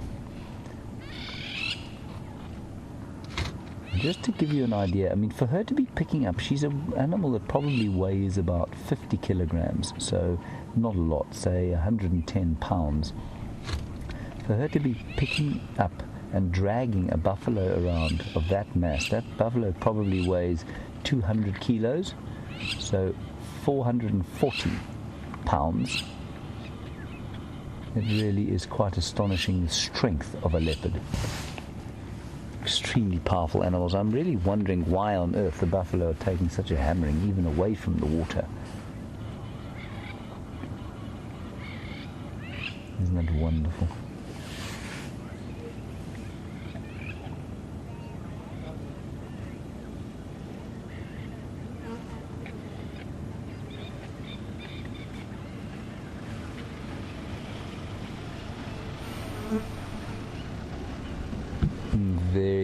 Very good question from Barbara in Missouri. Barbara, you say you saw Tingana and Karula mating a while back, and sorry, it's the radio again, everybody.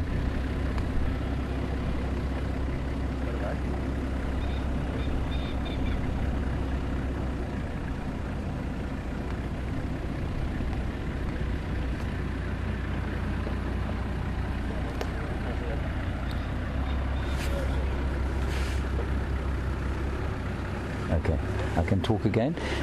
Sorry about that. Barbara in Missouri, she was seen mating with Tingana a while back, 3 months ago, absolutely, and we thought maybe she'd had cubs, and we thought maybe she was pregnant because she's got a slightly saggy belly, does this leopard, and so she does kind of give the impression of being pregnant even when she isn't. And so absolutely we thought that maybe she was pregnant, and like you've surmised, just like with humans, just like with many mammals, not every copulation will result in a pregnancy, and certainly with leopards as they get a bit older. She's now 11. She will start to, those mating affairs it'll be slightly more difficult for her to conceive, I think, the older that she gets.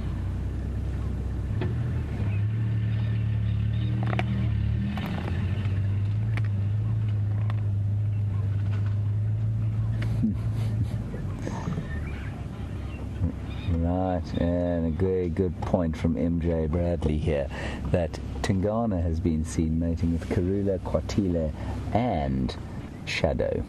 And as far as we know, none of them have fallen pregnant, so maybe the problem is not with them, but with him. I think that's well, you've seen how enthusiastic he is about his job, so it may well be that he's, maybe he has got a problem.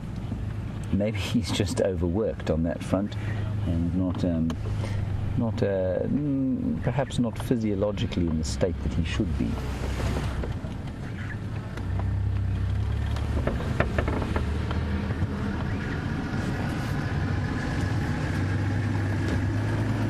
There goes the second van of paparazzi.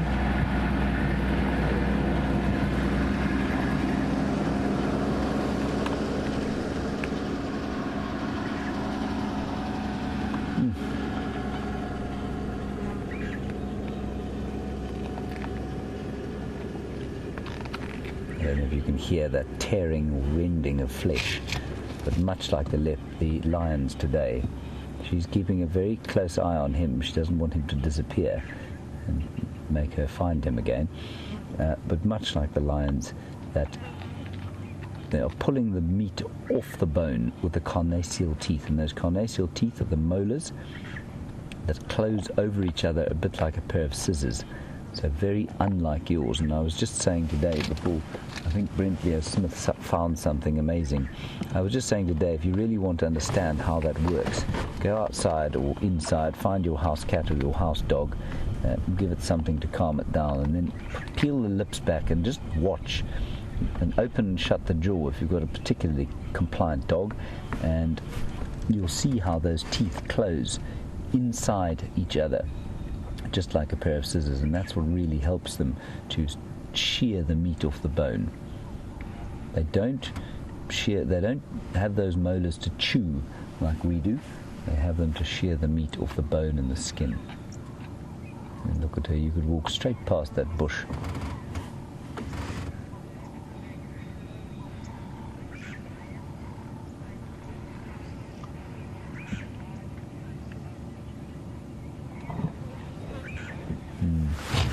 Interesting one from Judith. What we're going to do is we'll go and have a look at the male. Just he's gone back to sleep.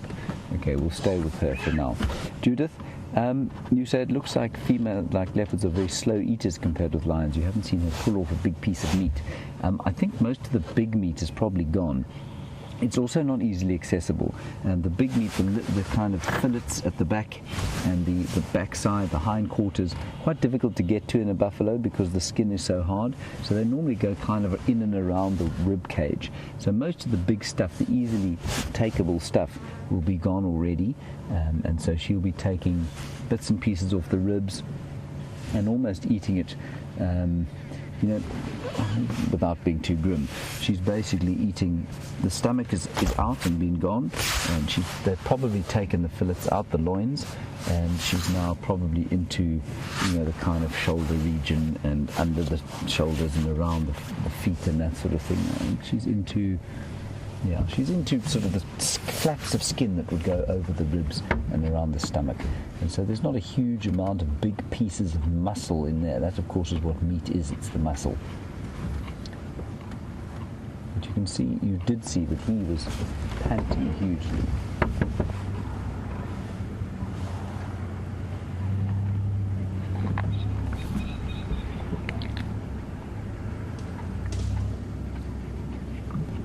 And then a very good one from Yvonne in Sweden, and Colleen in Virginia Beach. Certainly you have correctly surmised that isn't it unusual for a leopard to hunt in pairs, first of all, and then to kill a buffalo? Both are unusual, yes. This is a young leopard, at least a young buffalo, and I think what you'll find is that because of they were together, they were able to take a much larger piece of prey than they would normally take. Certainly this would be beyond her capabilities as a leopard, on a leopard, female leopard. A male will sometimes take a young buffalo, but not very often. So this is unusual. Well spotted there, Yvonne and Colleen.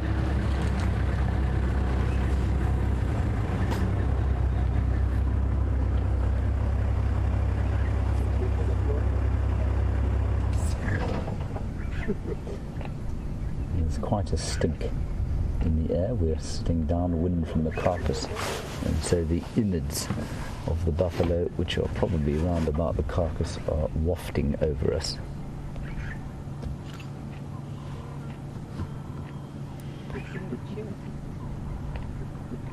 There you can see her using those carnassial teeth now, shearing the meat off the skin.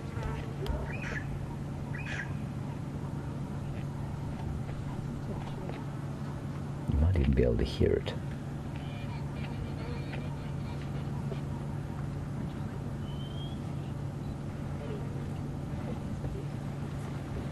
Isn't that wonderful?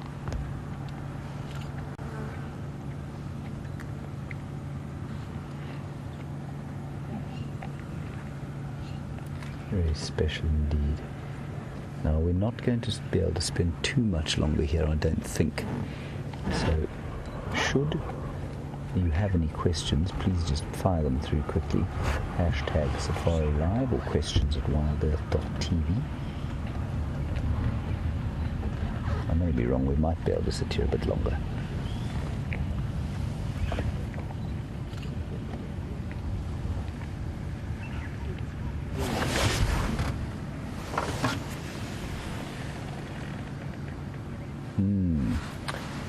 Good question from Kathy in Memphis, Tennessee. Who was making the sound when they first started mating? Was it the female or the male? Initially it was her. She was growling at him as she sort of thrust her back end into his face, and that was her growling, trying to induce some kind of enthusiastic response from him.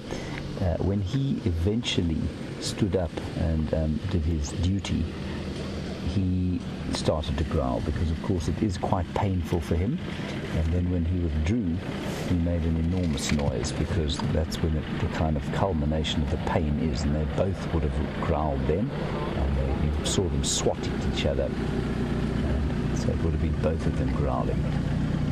Very good question, thanks Kathy.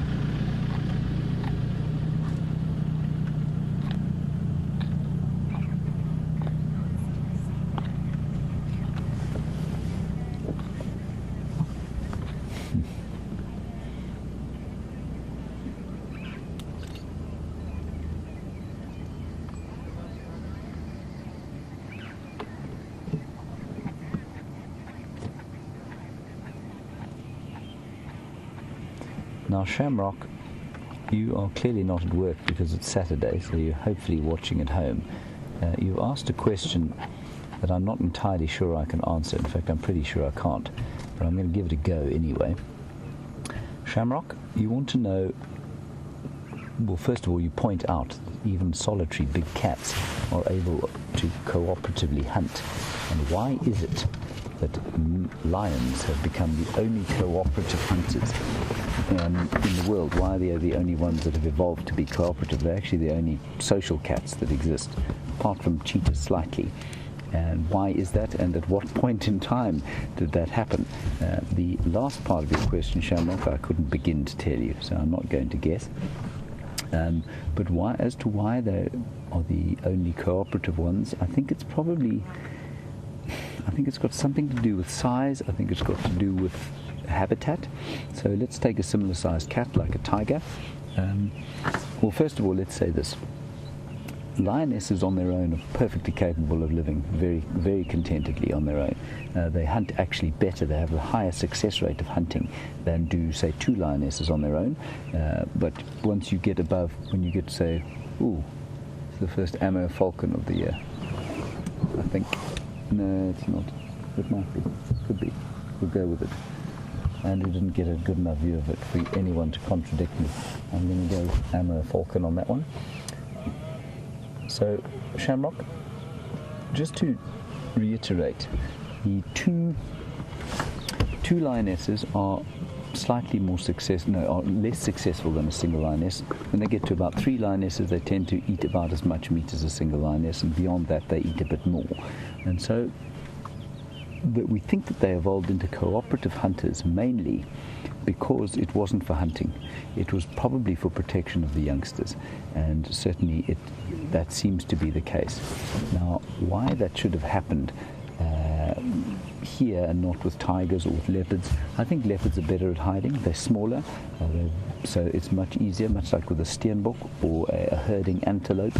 A herding antelope don't occur beyond or below a certain size. I think it's probably a similar reason for the cats. And then for something like a tiger, it lives in generally pretty thick bush in much sparser or less game-rich areas. And so you'll find that living on their own is probably a more successful feeding strategy, and because they're able to hide, probably a pretty good breeding strategy as well. That's my basic answer for you, Shamrock. I hope it is satisfactory. Let's have one more look, then I'm afraid we're going to have to pull out of the sighting because there are other people standing by to come in.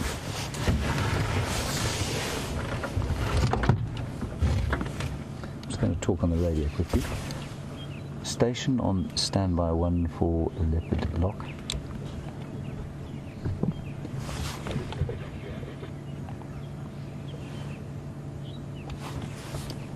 Sorry, go again with that. Is there anyone on standby for this sighting of knobthorn clearing? Affirmative. Copy that. How close are you?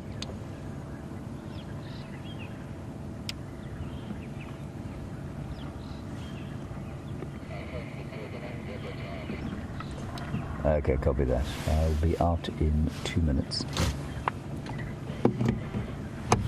Okay, everyone. We're going to just have a quick look. We're just going to have a quick look at the male. It's going to be a drive-by view, and then we're going to head out of the sighting. Right, now while we do that,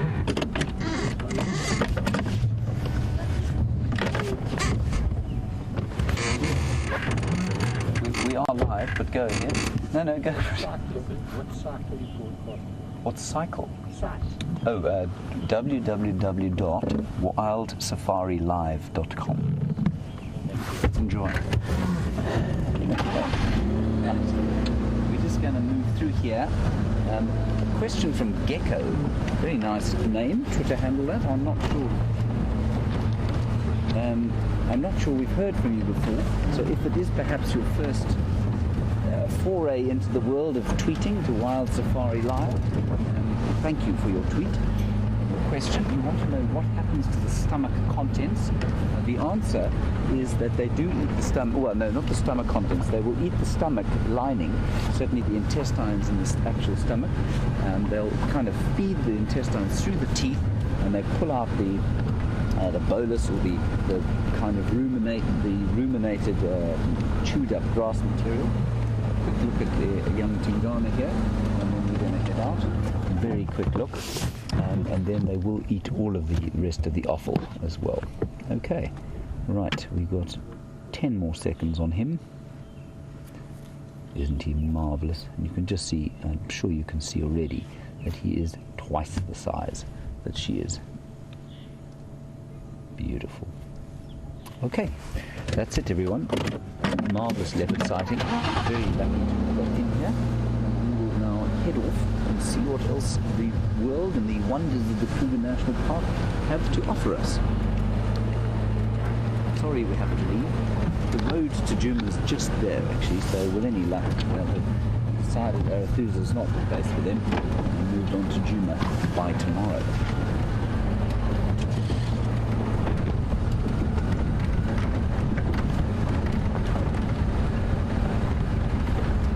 Right, wasn't that just wonderful? So special. 2 matings, unusual kill, feeding behavior, all sorts of brilliant questions from all of you. Stations, I'm leaving the leopard lot off not on clearance. 2 stations there, I think there are 3 or so on standby.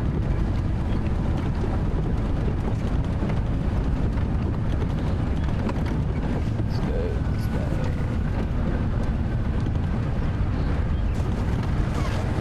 Right, let us head back to Djuma.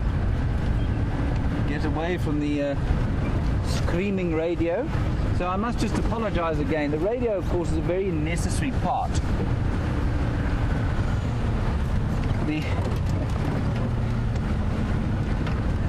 I think we're going to go across to Brent quickly. I believe he's.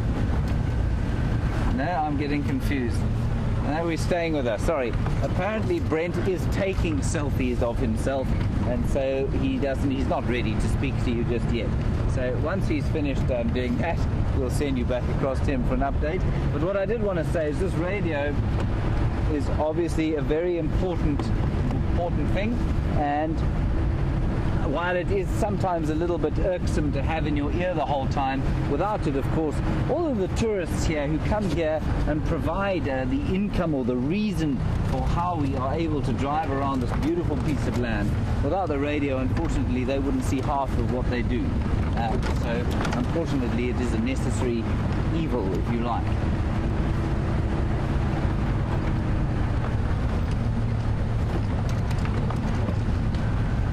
I think we had a question. Just waiting to see if it will come through. There we go.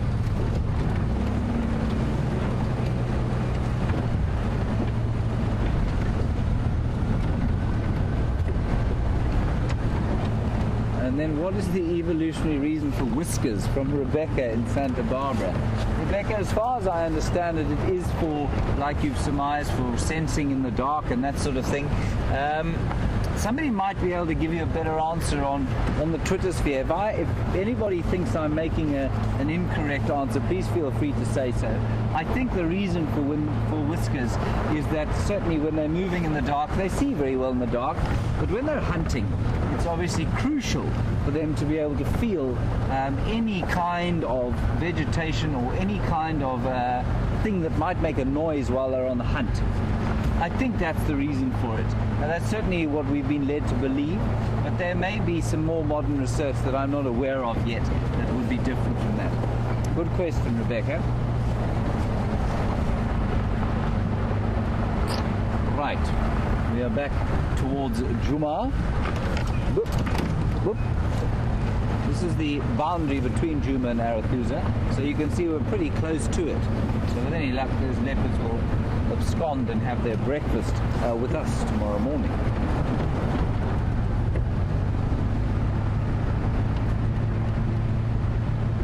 Right, Brent has finally stopped taking pictures of himself, and we'll go across to him. He can tell you about them, and I think he's got some antelope with him as well.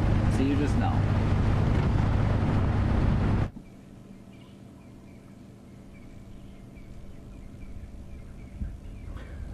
So we're quite close to where we were with the lions earlier, and we're just waiting. There's 3 vehicles there at the moment, and as soon as we get a chance, we're going to go follow up on them. And while we're there, you can see all the puffed up Impala, all cold, very cold this evening.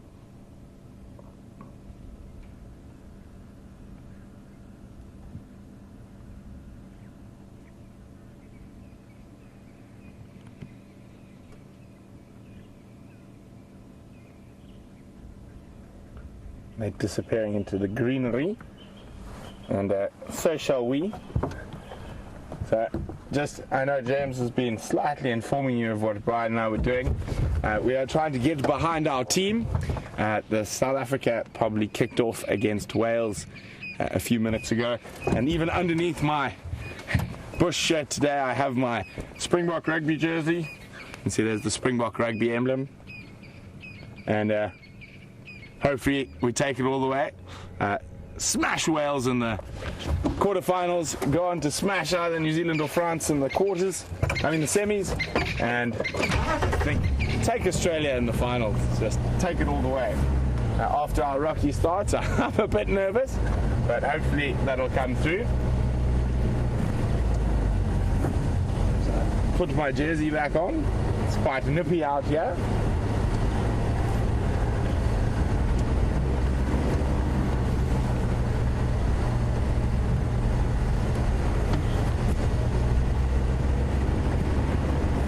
If I put it on the right way around.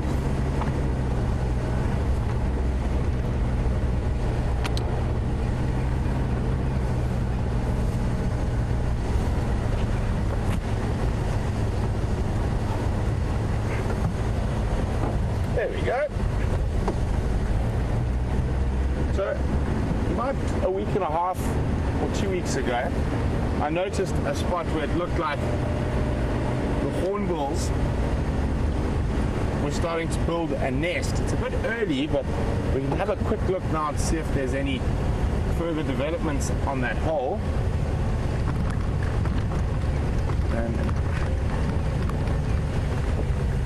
And that was Gregory who was wondering about that hornbill nest. So Gregory, we're going to pop past it right now.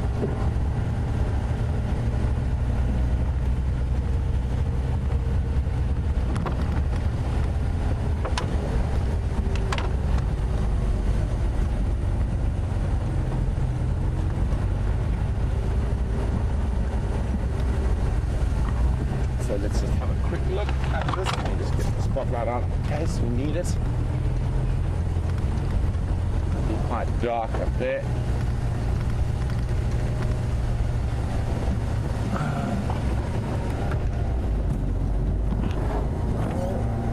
Doesn't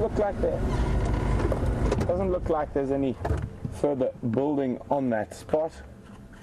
Just try, sorry, just get this spotlight in the right spot. There we go. You can see that little hollow there. It would become quite a lot smaller once they'd started already, but it did look like the hornbills were starting to check it out as a possible nesting site.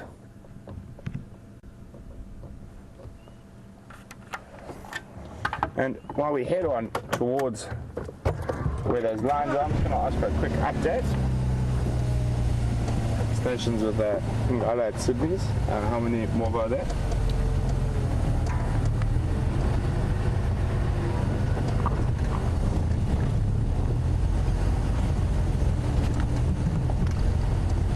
Copy, thanks, Tux. So, looks like time to go have a quick look there. So, as you guys might have realized from the beginning of the Sunset Safari, unfortunately at the moment Wendy is having some signal difficulties in this area. So if you do lose me, I will be trying to get into a static spot to make sure we can see those lions. But while we make our way there, we've got a question from Reese. Hi Reese. Reese has said, well, I know Africa's home, but if you could live in any other continent, which would it be? There wouldn't, Reese, to be honest.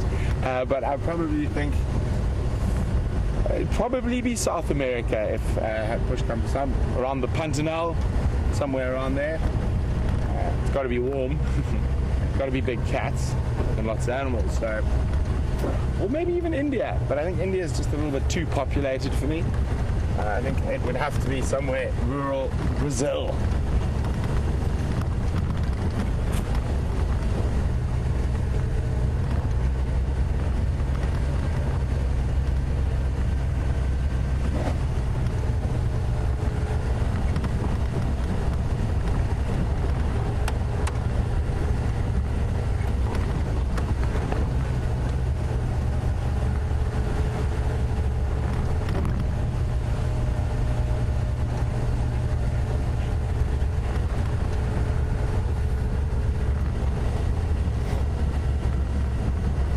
So we got that report of my favorite animal, the African wild dog, earlier today.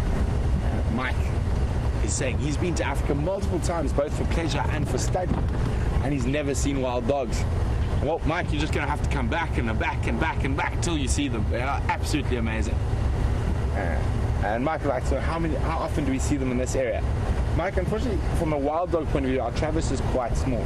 An average pack of wild dogs holds a home range of about 60,000 hectares. That's basically the whole Sabi Sands Game Reserve. But we're quite fortunate. We probably see them 3 or 4 times a month, so once a week. But when they are around, sometimes you can see them multiple days in a row. And we do go through patches where we don't see them for a month and a half at a time. And then a week where we'll see them 4 times or 5 times.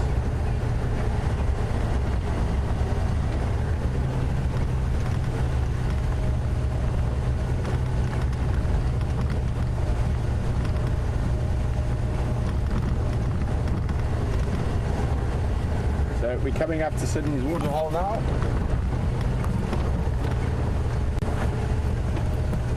There's a hippo out of the water as well.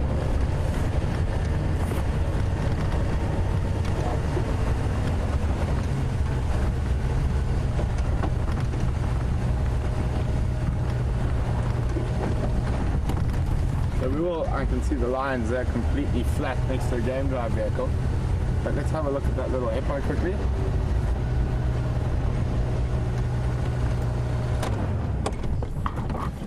Looks like quite a young hippo out the water there, but quite a long way from the lines and opposite side of the dam.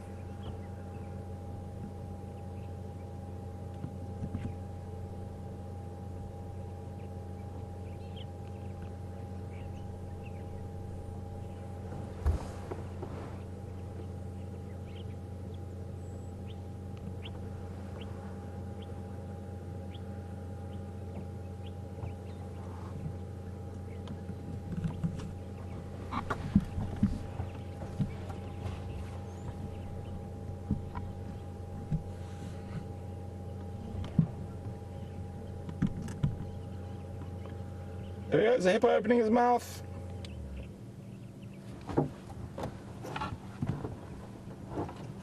And then if we just pan a little bit to the left, we'll see a game drive vehicle.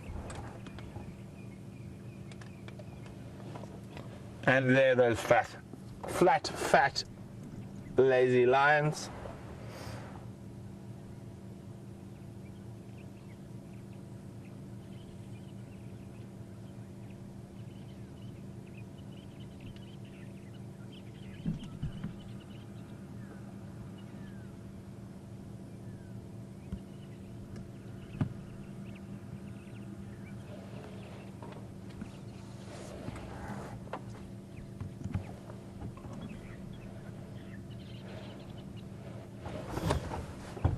So we can see nice cool weather, the hippos making their way towards the edge of the water to head out feeding.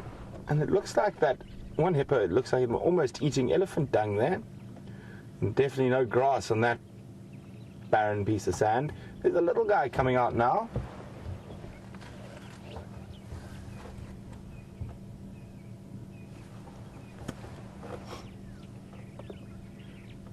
And you probably find the hippos know that there's very little threat from those lions that are so fat at the moment.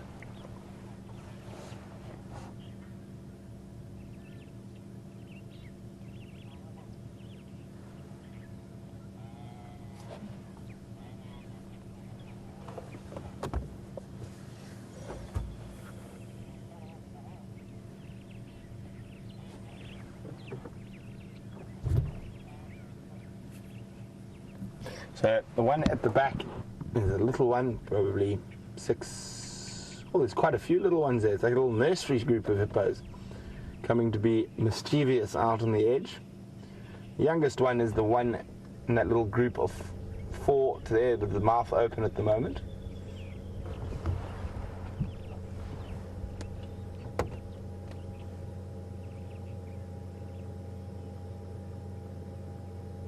Now, he got a fight. He got a fight. Bravery was not on his side. I don't know what scared him, but something gave him a fright, and all the other little ones in that little nursery group and they're piled into the water. The lions haven't moved, so it certainly wasn't them, and that other sub-adult hippo didn't move at all.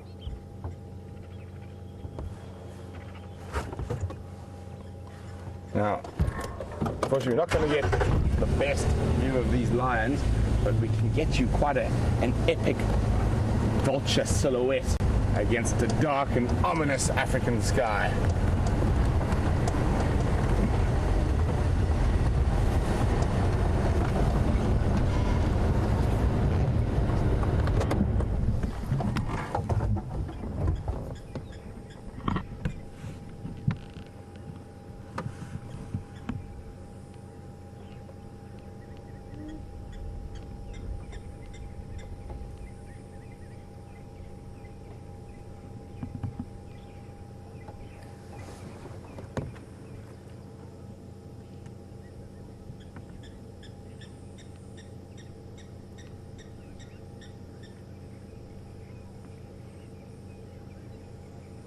So obviously, filming out in the African bush on a daily basis, we come across some quite smelly carcasses, sometimes maggot-filled, and obviously there's a few birds who love a rotting carcass.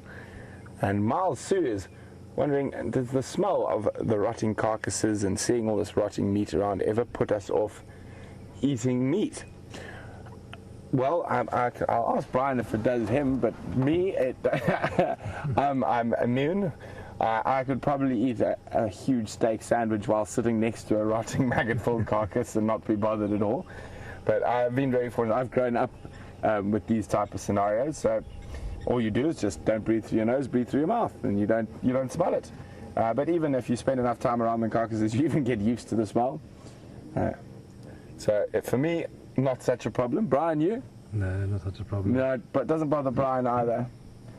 I'm sure there are a few more sensitive souls in our team that might not like it as much.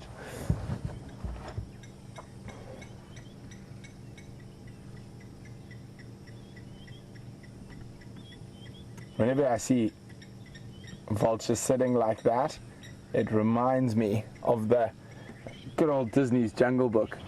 Oh, look who's arrived. Just as I was hoping, Howard has made an appearance. Two Howards, a sub-adult Howard and a large Howard.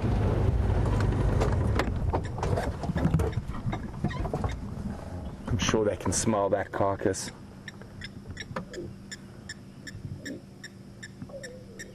Oh, and there's another hyena calling off. So for those who are new, I just nicknamed all hyenas Howard after a cardboard cutout of a hyena we used on a film shoot, testing cognition studies. Ooh, go get him. It's going to be very interesting to see what happens.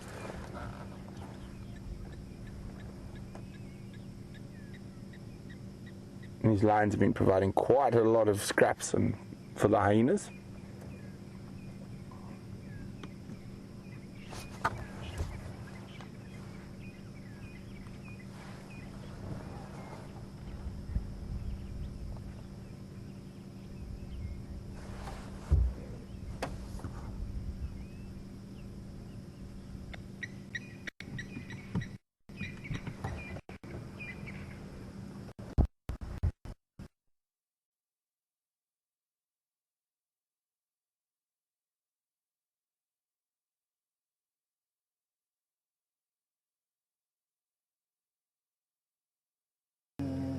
Oh, let's come here. I think she's might start calling for backup.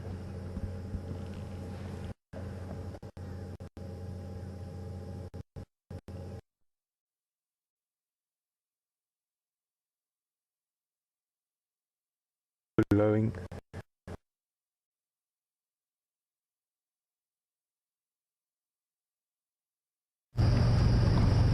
Hello everybody, sorry about that. I'm afraid Brent's signal is not particularly stable where he is.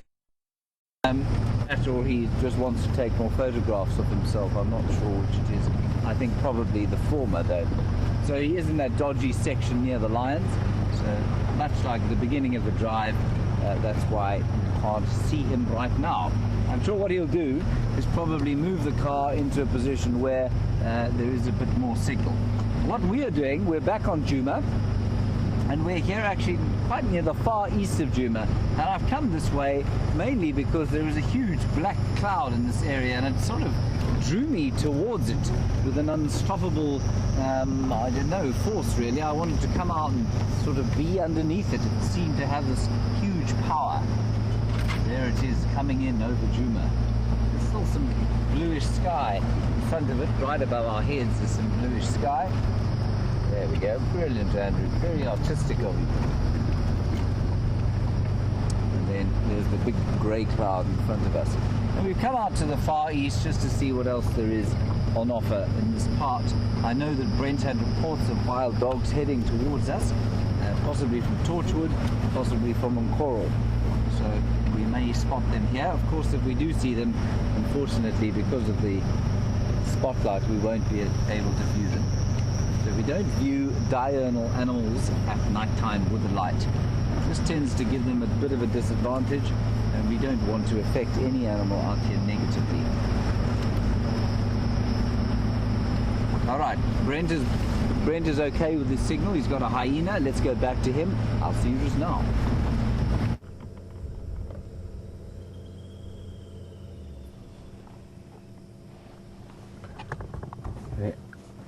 Patience is what the hyena's key is.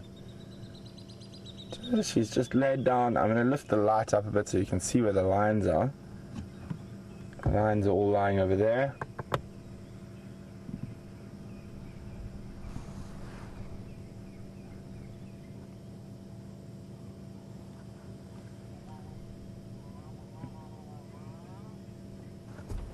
So guys, I just got to be on the radio.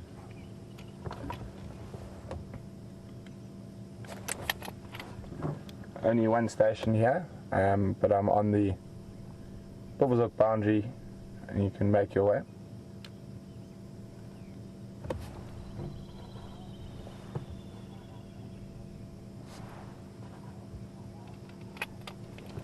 There's a missing bill at the moment.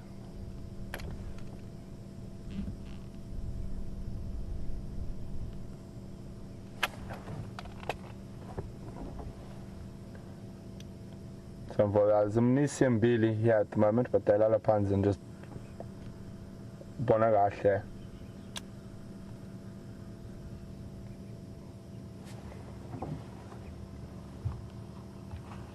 Oh, what's that behind us?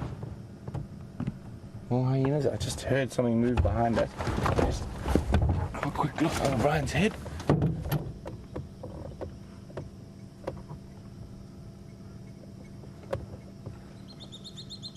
Not yet.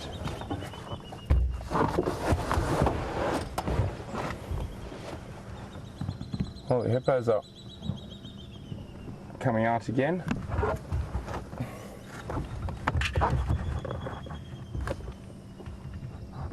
That little nursery group again.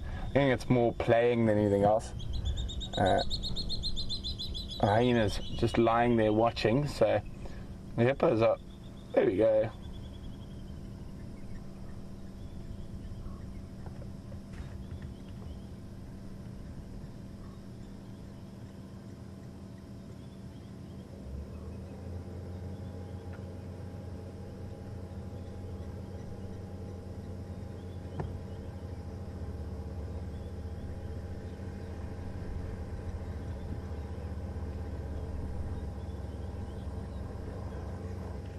So a very big, warm, WildEarth welcome to Steve, who this is his first time ever watching Safari Live. Well, a really big welcome from all of us out here, and I'm sure from all the other viewers will make you feel very welcome, Steve.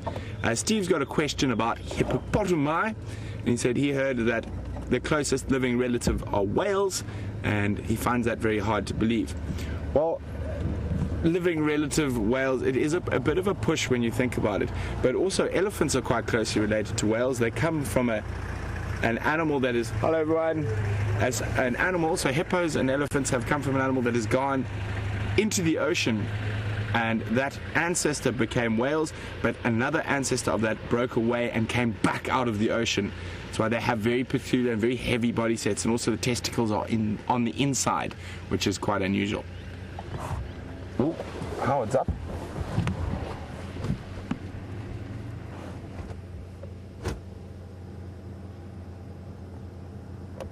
Come on, call for some reinforcements. It's probably, bellies are so full, I think, is it worth harassing these lions? Of course it is, I'm a hyena, that's my job.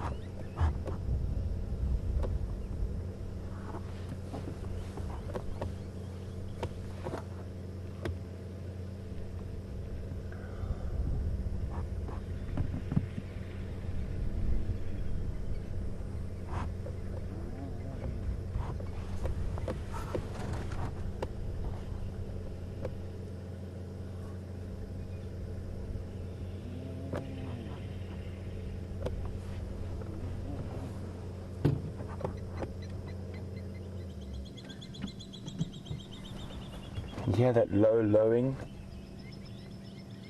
I'm hoping they give us some nice loud calls shortly. Ooh. Ooh, tail's coming up a little bit.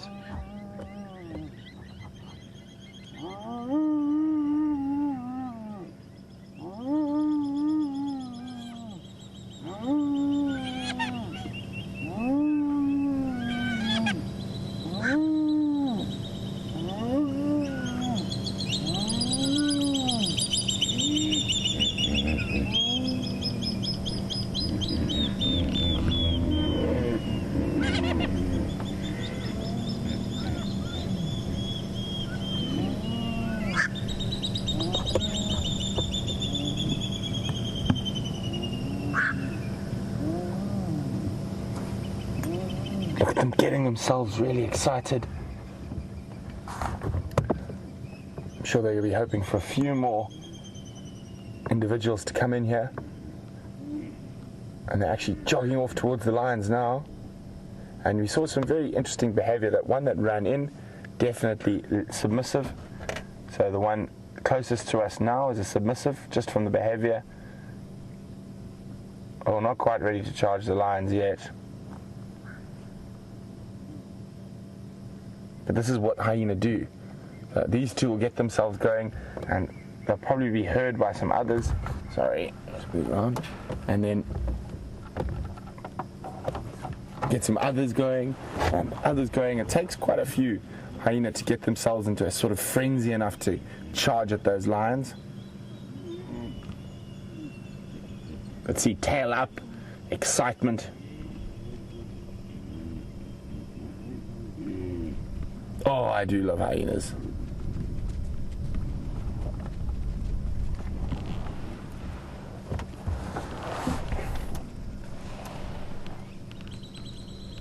Coming right up to us.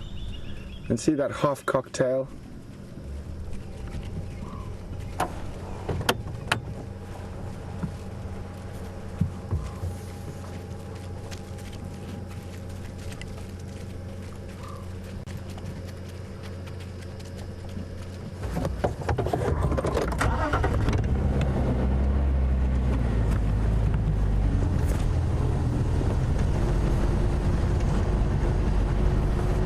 I'm going to just follow them, see if they find another hyena, collect another individual to start getting excited. Very much a social animal, so one will feed off the other. They've come back to where this other carcass was a while ago. Oh, I can smell all the rotten meat and the lion dung around here. So they're coming to smell this carcass almost to help get themselves excited, and there we go. Well, it's junior, but it is a third hyena. And again, a dominant over the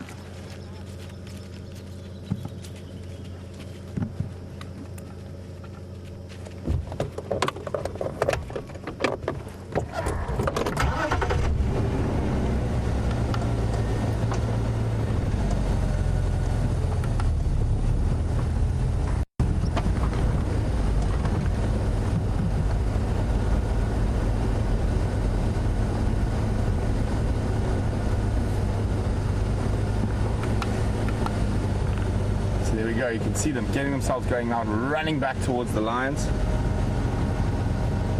And those eyes, those sort of like lights you see below us, up ahead, those are the lions.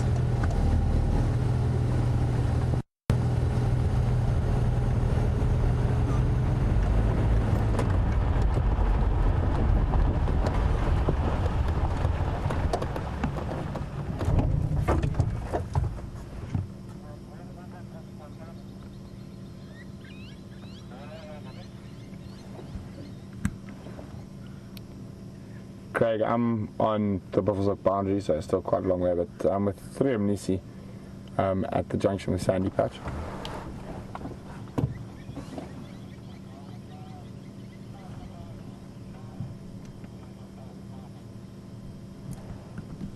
A bit more greeting there. Just stand by one while I just move my spotlight slightly for a second. There we go.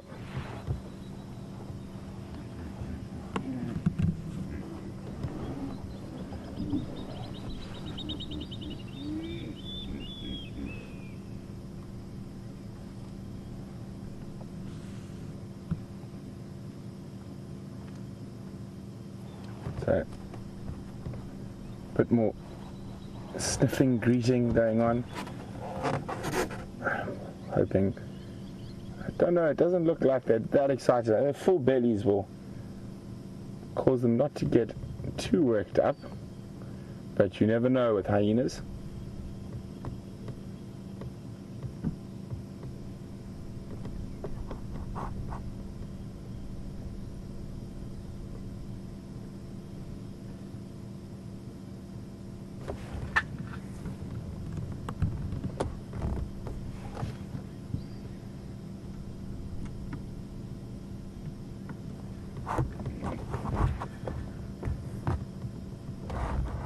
I'm going to have to move. We might lose signal for a second. Sorry, I do apologize for that. This is just an incredibly bad area for this vehicle.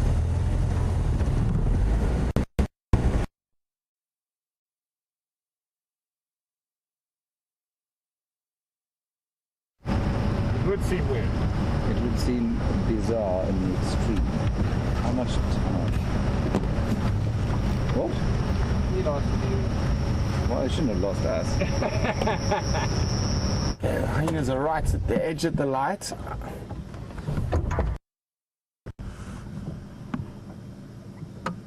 And you can see the hyenas moving away there.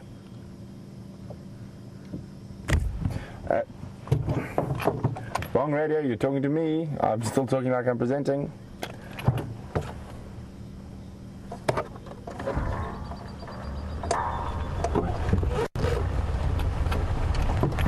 You're on my channel.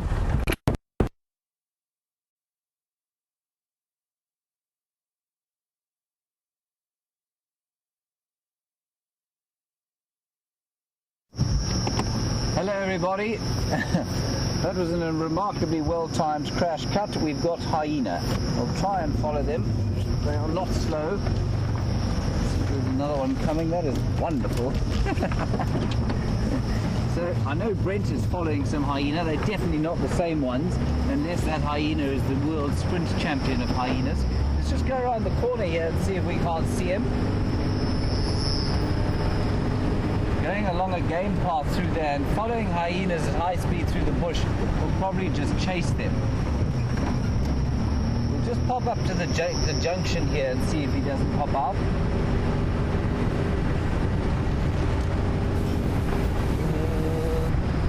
don't know where he's running. They normally, if they're running like that, it's normally for a purpose.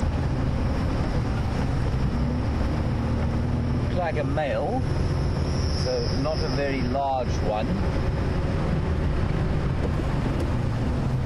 It doesn't pop out here.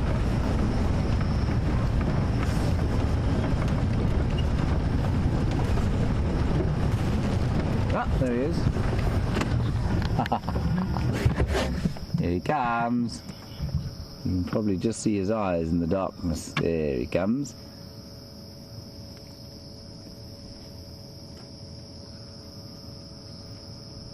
Hi fella, where are you going? What's the hurry?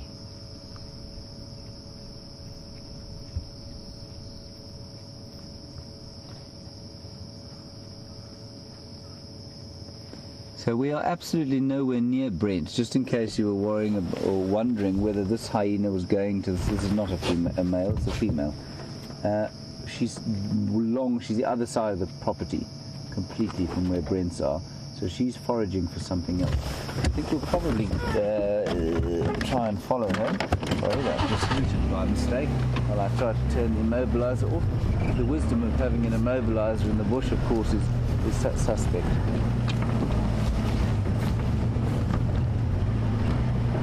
Okay, go back to Brent. He's got lions and hyenas. Much better. See you just now. So, sorry about that, folks. Really bad signal for us. There we can see that tailless lioness. She just took off after those two hyenas and chased them for a good 50 or 60 meters. And I said she had lost her tails from hyenas, so it's very likely that she doesn't like them much at all. Sorry guys, this other vehicle is just going to have to go past. I'm just lifting the light for a second so I don't blind poor Craig. Thank you.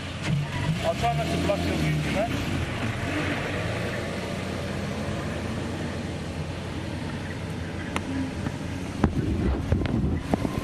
So the hyenas sort of...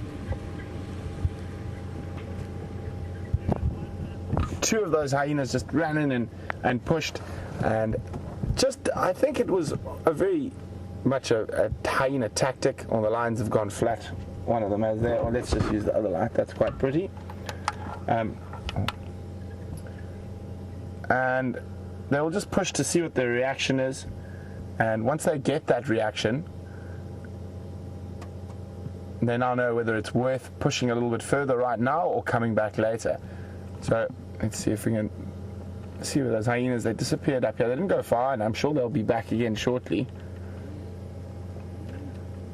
And let's just put them back on the lines.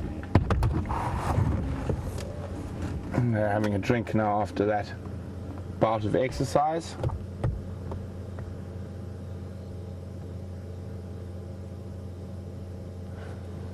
So Gecko was wondering, can a hyena outrun a lion? Over a big open area like this, where they can sort of manage from what distance the lion chases them. Those lions have got very full bellies, so they're not going to be the most serious chasing, and they will, over a long distance, easily outrun a lion, but over a very short distance, sort of 50, 60 meters, probably not. It also depends always just on that individual scenario that's happening.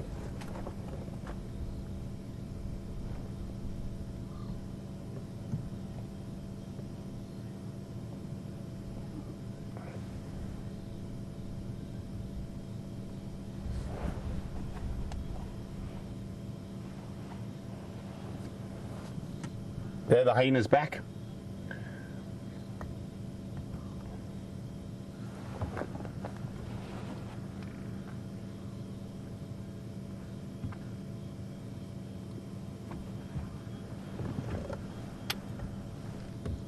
So as I said, the hyenas will come back and testing those lions to see whether it's worth going a bit further.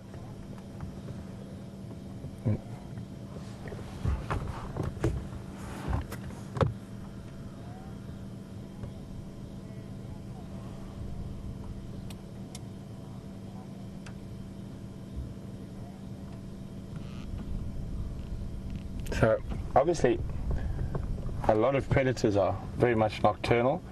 There we go, there's hyenas with lions, and Joyce in New Hampshire is wondering, can hyenas see in the dark?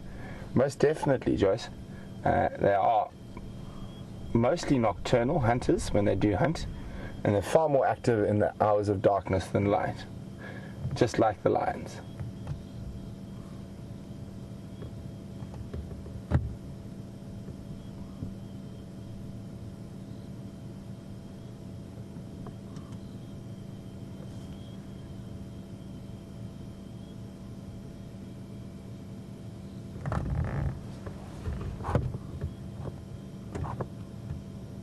Those hyenas are going back to where the lions left that carcass. So I'm sorry if you get black screen from you guys, but I need to get in there to see if those hyenas run towards us.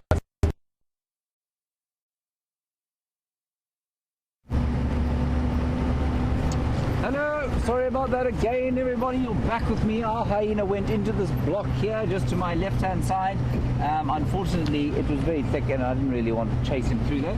So we came around onto the cheetah cut line and he hasn't really popped out. He might pop out behind us at some stage, but possibly not. So we'll carry on going. Brent, of course, as you can see, is driving at 165 miles an hour, and obviously in that area, Wendy is not going to cope. So we'll wait for him to slow down and stop, and that'll bring his picture back, and then we'll send you back over to him. We did see a chameleon while you were away. It was very high up in a tree. I don't think I've seen one that high up in a tree. It was about sort of... Right, Brent is back. See you later.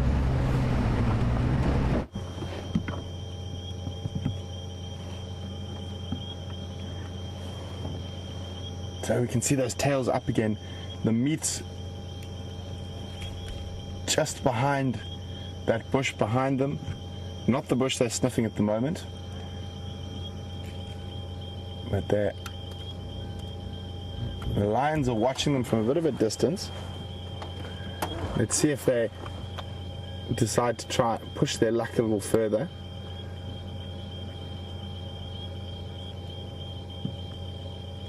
No.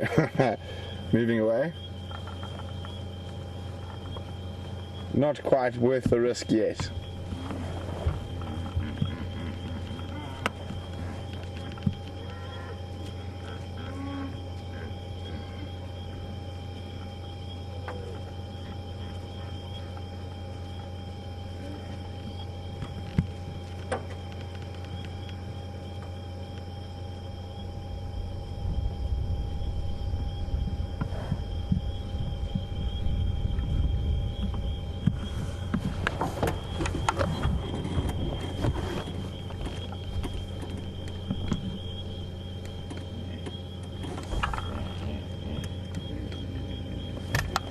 So the meat's just in there, but there are vehicles right there.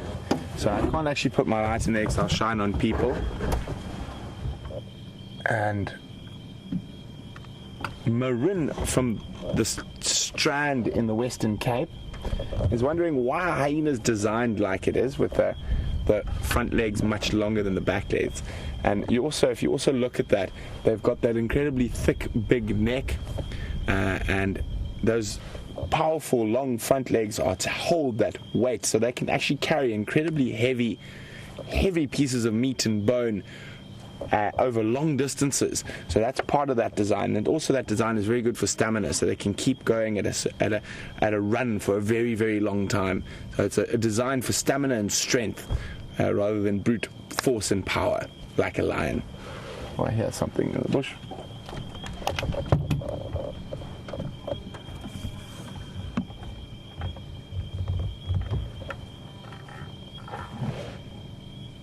Where has it gone? I think it's another hyena. They're wandering all around here.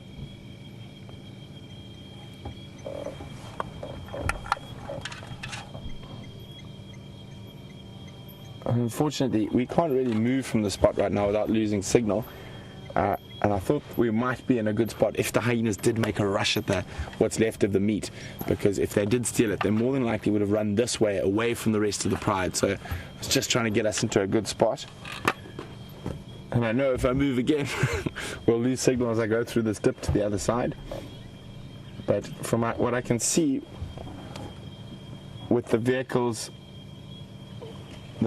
other vehicles around here, it looks like not much is happening now. The lions are all sleeping. The hyenas have moved off. And that's just from watching their spotlight.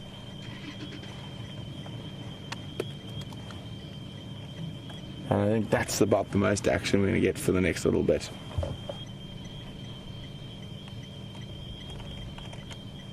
Okay, you're just going to have to bear with me. We might lose signal again, but I can't see anything on what the lions are doing from this exact position. So I'm going to have to cross. Oh, wait, there we go. Bryan, did you get that there? It was very far. You can just spot a lion in someone else's spotlight. Oh, they've taken it off.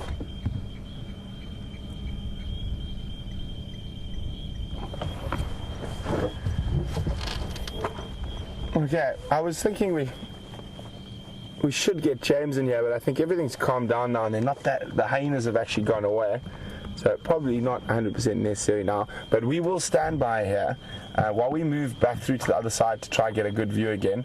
We're going to cross back to James and see what he's been up to.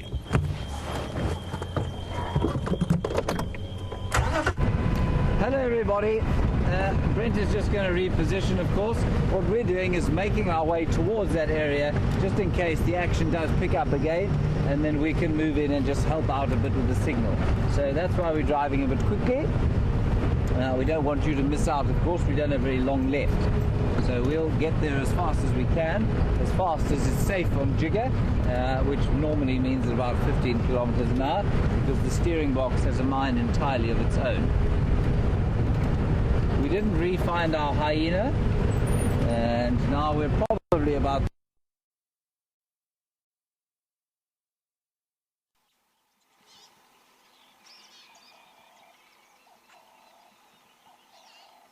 so we're now about 2 minutes away from Brent. Sorry about that. Oh, there's a big buffalo. We'll just have to slow down as we go past him. Hello, Mr. Beefy. Oh, there is another one. You all chaps will want to be careful. There's some lions out here that are picking your number off at will. Just the two of them, I think. Two old bulls, probably making their way eventually down to the Juma waterhole. Right, we're not far now. You might actually be able to see the glow on the horizon there. You can probably see it. That's where Brent is.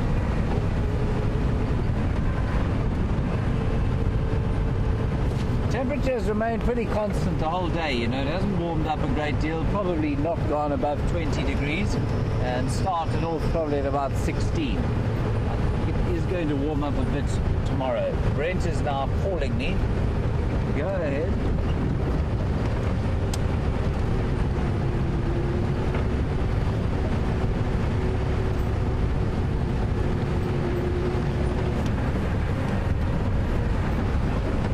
Thanks, Brenty. What is the best position? Brent is having to leave, I'm afraid.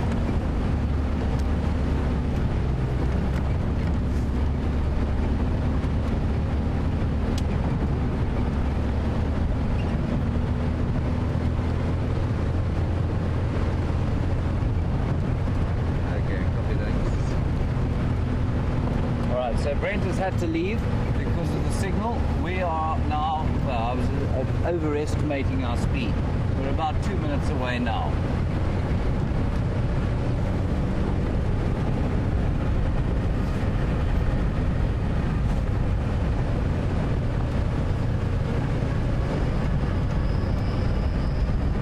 So I'm not going to talk a great deal while we're driving at this speed. One doesn't want to drive into the back end of an elephant, of course. Driving that fast, by the way. The speed limit on the reserve is about 40 kilometers per hour. We're doing about 30, now we're doing about 20. But at night, you've got to be extra careful.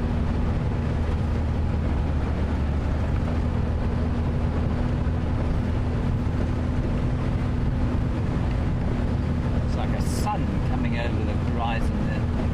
That's going to blind us completely. Watch out, everybody, cover your eyes. Enemy spacecraft ahead. Ah, it's Brent Leo Smith. There we go, the lights have gone off. Just switch that one off. Hello, Brent. We'll carry on. Forward on. Oh, we're not far now.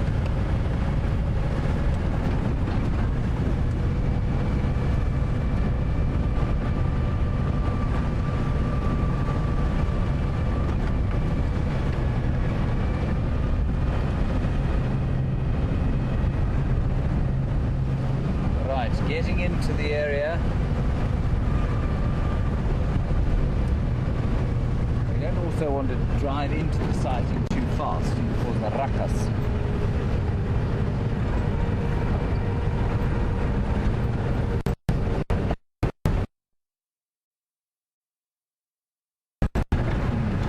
And while we're driving in, Emily or M from London don't like to get their feet wet.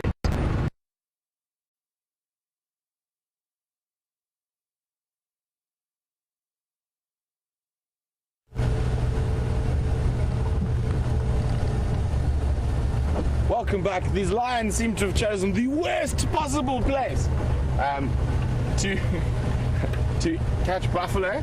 It is possibly, it's in this really little low area between our two antennas. This is an important message to diabetics. But hopefully James will get into a good spot there shortly, and if those hyenas make another attempt in the next little while, you'll be spot on. So I'm going to continue looking for chameleons and things like that.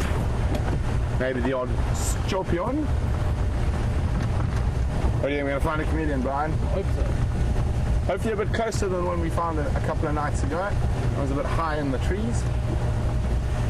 Let me untangle my cables.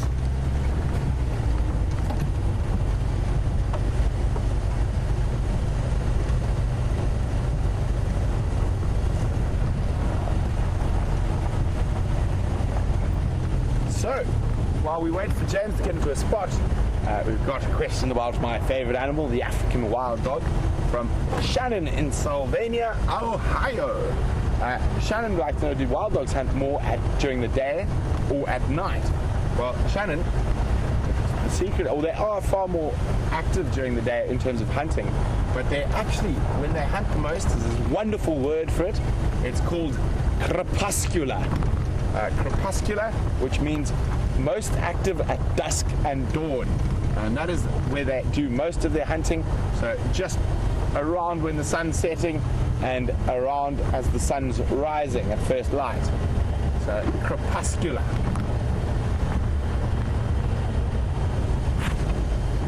Come on, chameleons. And that's why if you're lucky enough to be in an area where wild dogs are denning, and that's the only time they're sort of in one spot for extended periods, you actually have to be at the den site before first light to catch them as they leave to follow them hunting. And I used to make my guests wake up much earlier than everyone else's to get on the wild dog hunts. Oh, ziziphus, always a good chameleon tree, or a buffalo thorn. Check carefully.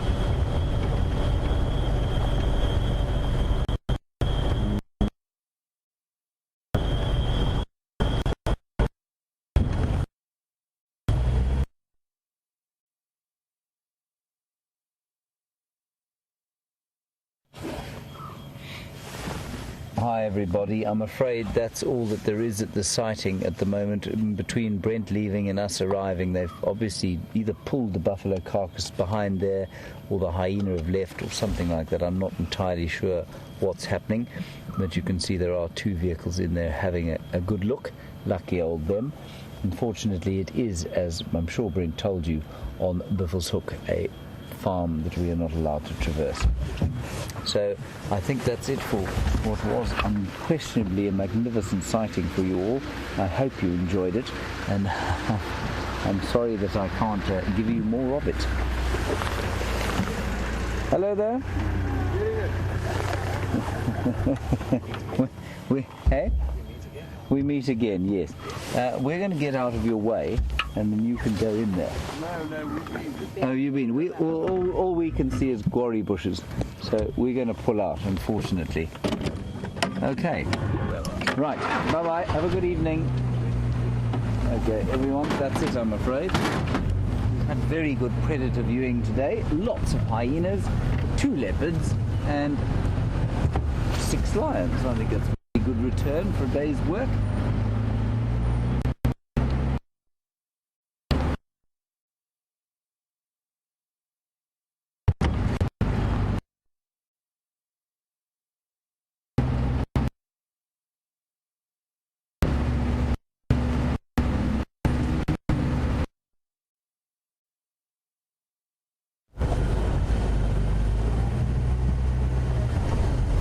dear, oh dear.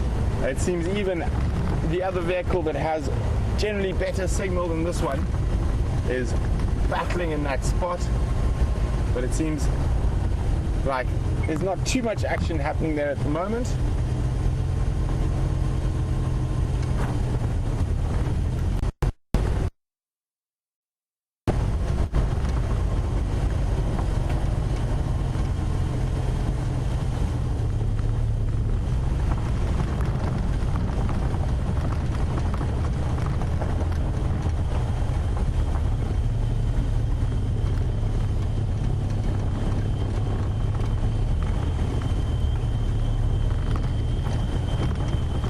Obviously there's been a lot of focus around what's happening with the lions around the Sydney's waterhole, and the first day we saw 7 of the Tsalalas pride, and at the moment we've only been seeing 6. And Crystal from California is wondering, is it possible that whichever has absconded with those mystery 3 lions? And also, do I have any clue who those 3 lions are? Crystal, I can definitely tell you without a matter of a fact or a doubt in my mind that they are lions. And that's about where it ends. There's a whole bunch of speculation. There could be Talamati sub-adults. There could be another pride from the Manuletti. And as to where they've gone, they moved north into the Manuletti the last I heard. So no further update. And to where the missing Tsalala has gone, I will have to... I'll teach you a nice Shangaan word. And it goes like this. It says, Angustief. I don't say it so well. I mean, just try it again. Angustief is that correct? That is about the best version. And on that, we're going to cross back to James, who's got Howard the hyena.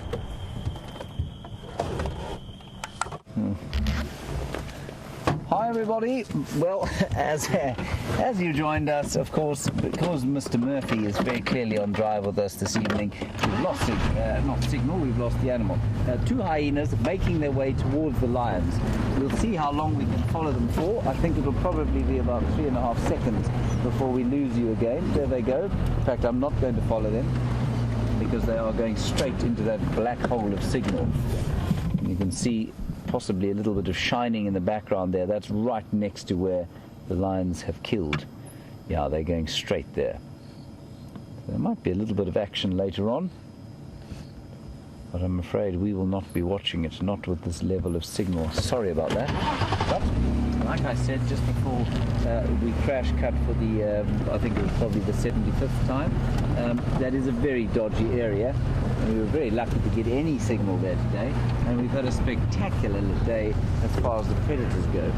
2 leopards, many hyenas, lots and lots of lions. So thank you very much to all of you for your patience. Again, I remain astonished by the quality of the questions and comments we had.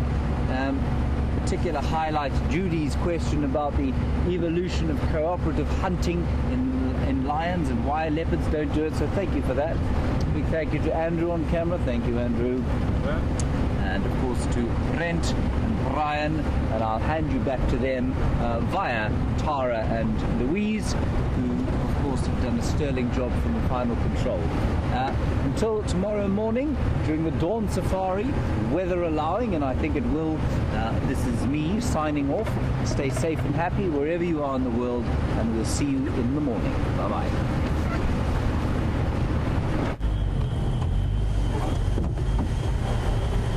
You know what, I'm in 2 minds to actually go over there early tomorrow morning with a tow rope and go drag that carcass into a decent signal area. Even if the lions complain, I'll just wave my finger at them.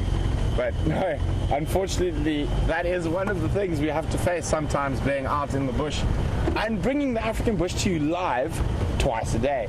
And sometimes, unfortunately, we are in those little black holes, or the gremlins come out. But fortunately, most of the time it seems that it works quite well. So, sorry Crystal, we got interrupted there as James had a hyena, and I was saying about those, or where the missing Tsalala lion was, is I was trying to teach you a nice Shangaan word, and the 3 mystery lionesses as to who they are and where the missing Tsalala is. Angustuf, or Angustuf, which basically in Shangaan means I don't know. I have not a clue, to be completely honest. And we must remember that a lot of what we do, we're very lucky that we are able to see these animals regularly and so often, so we do get an idea of what's going on. But every now and then they love to throw us a curveball.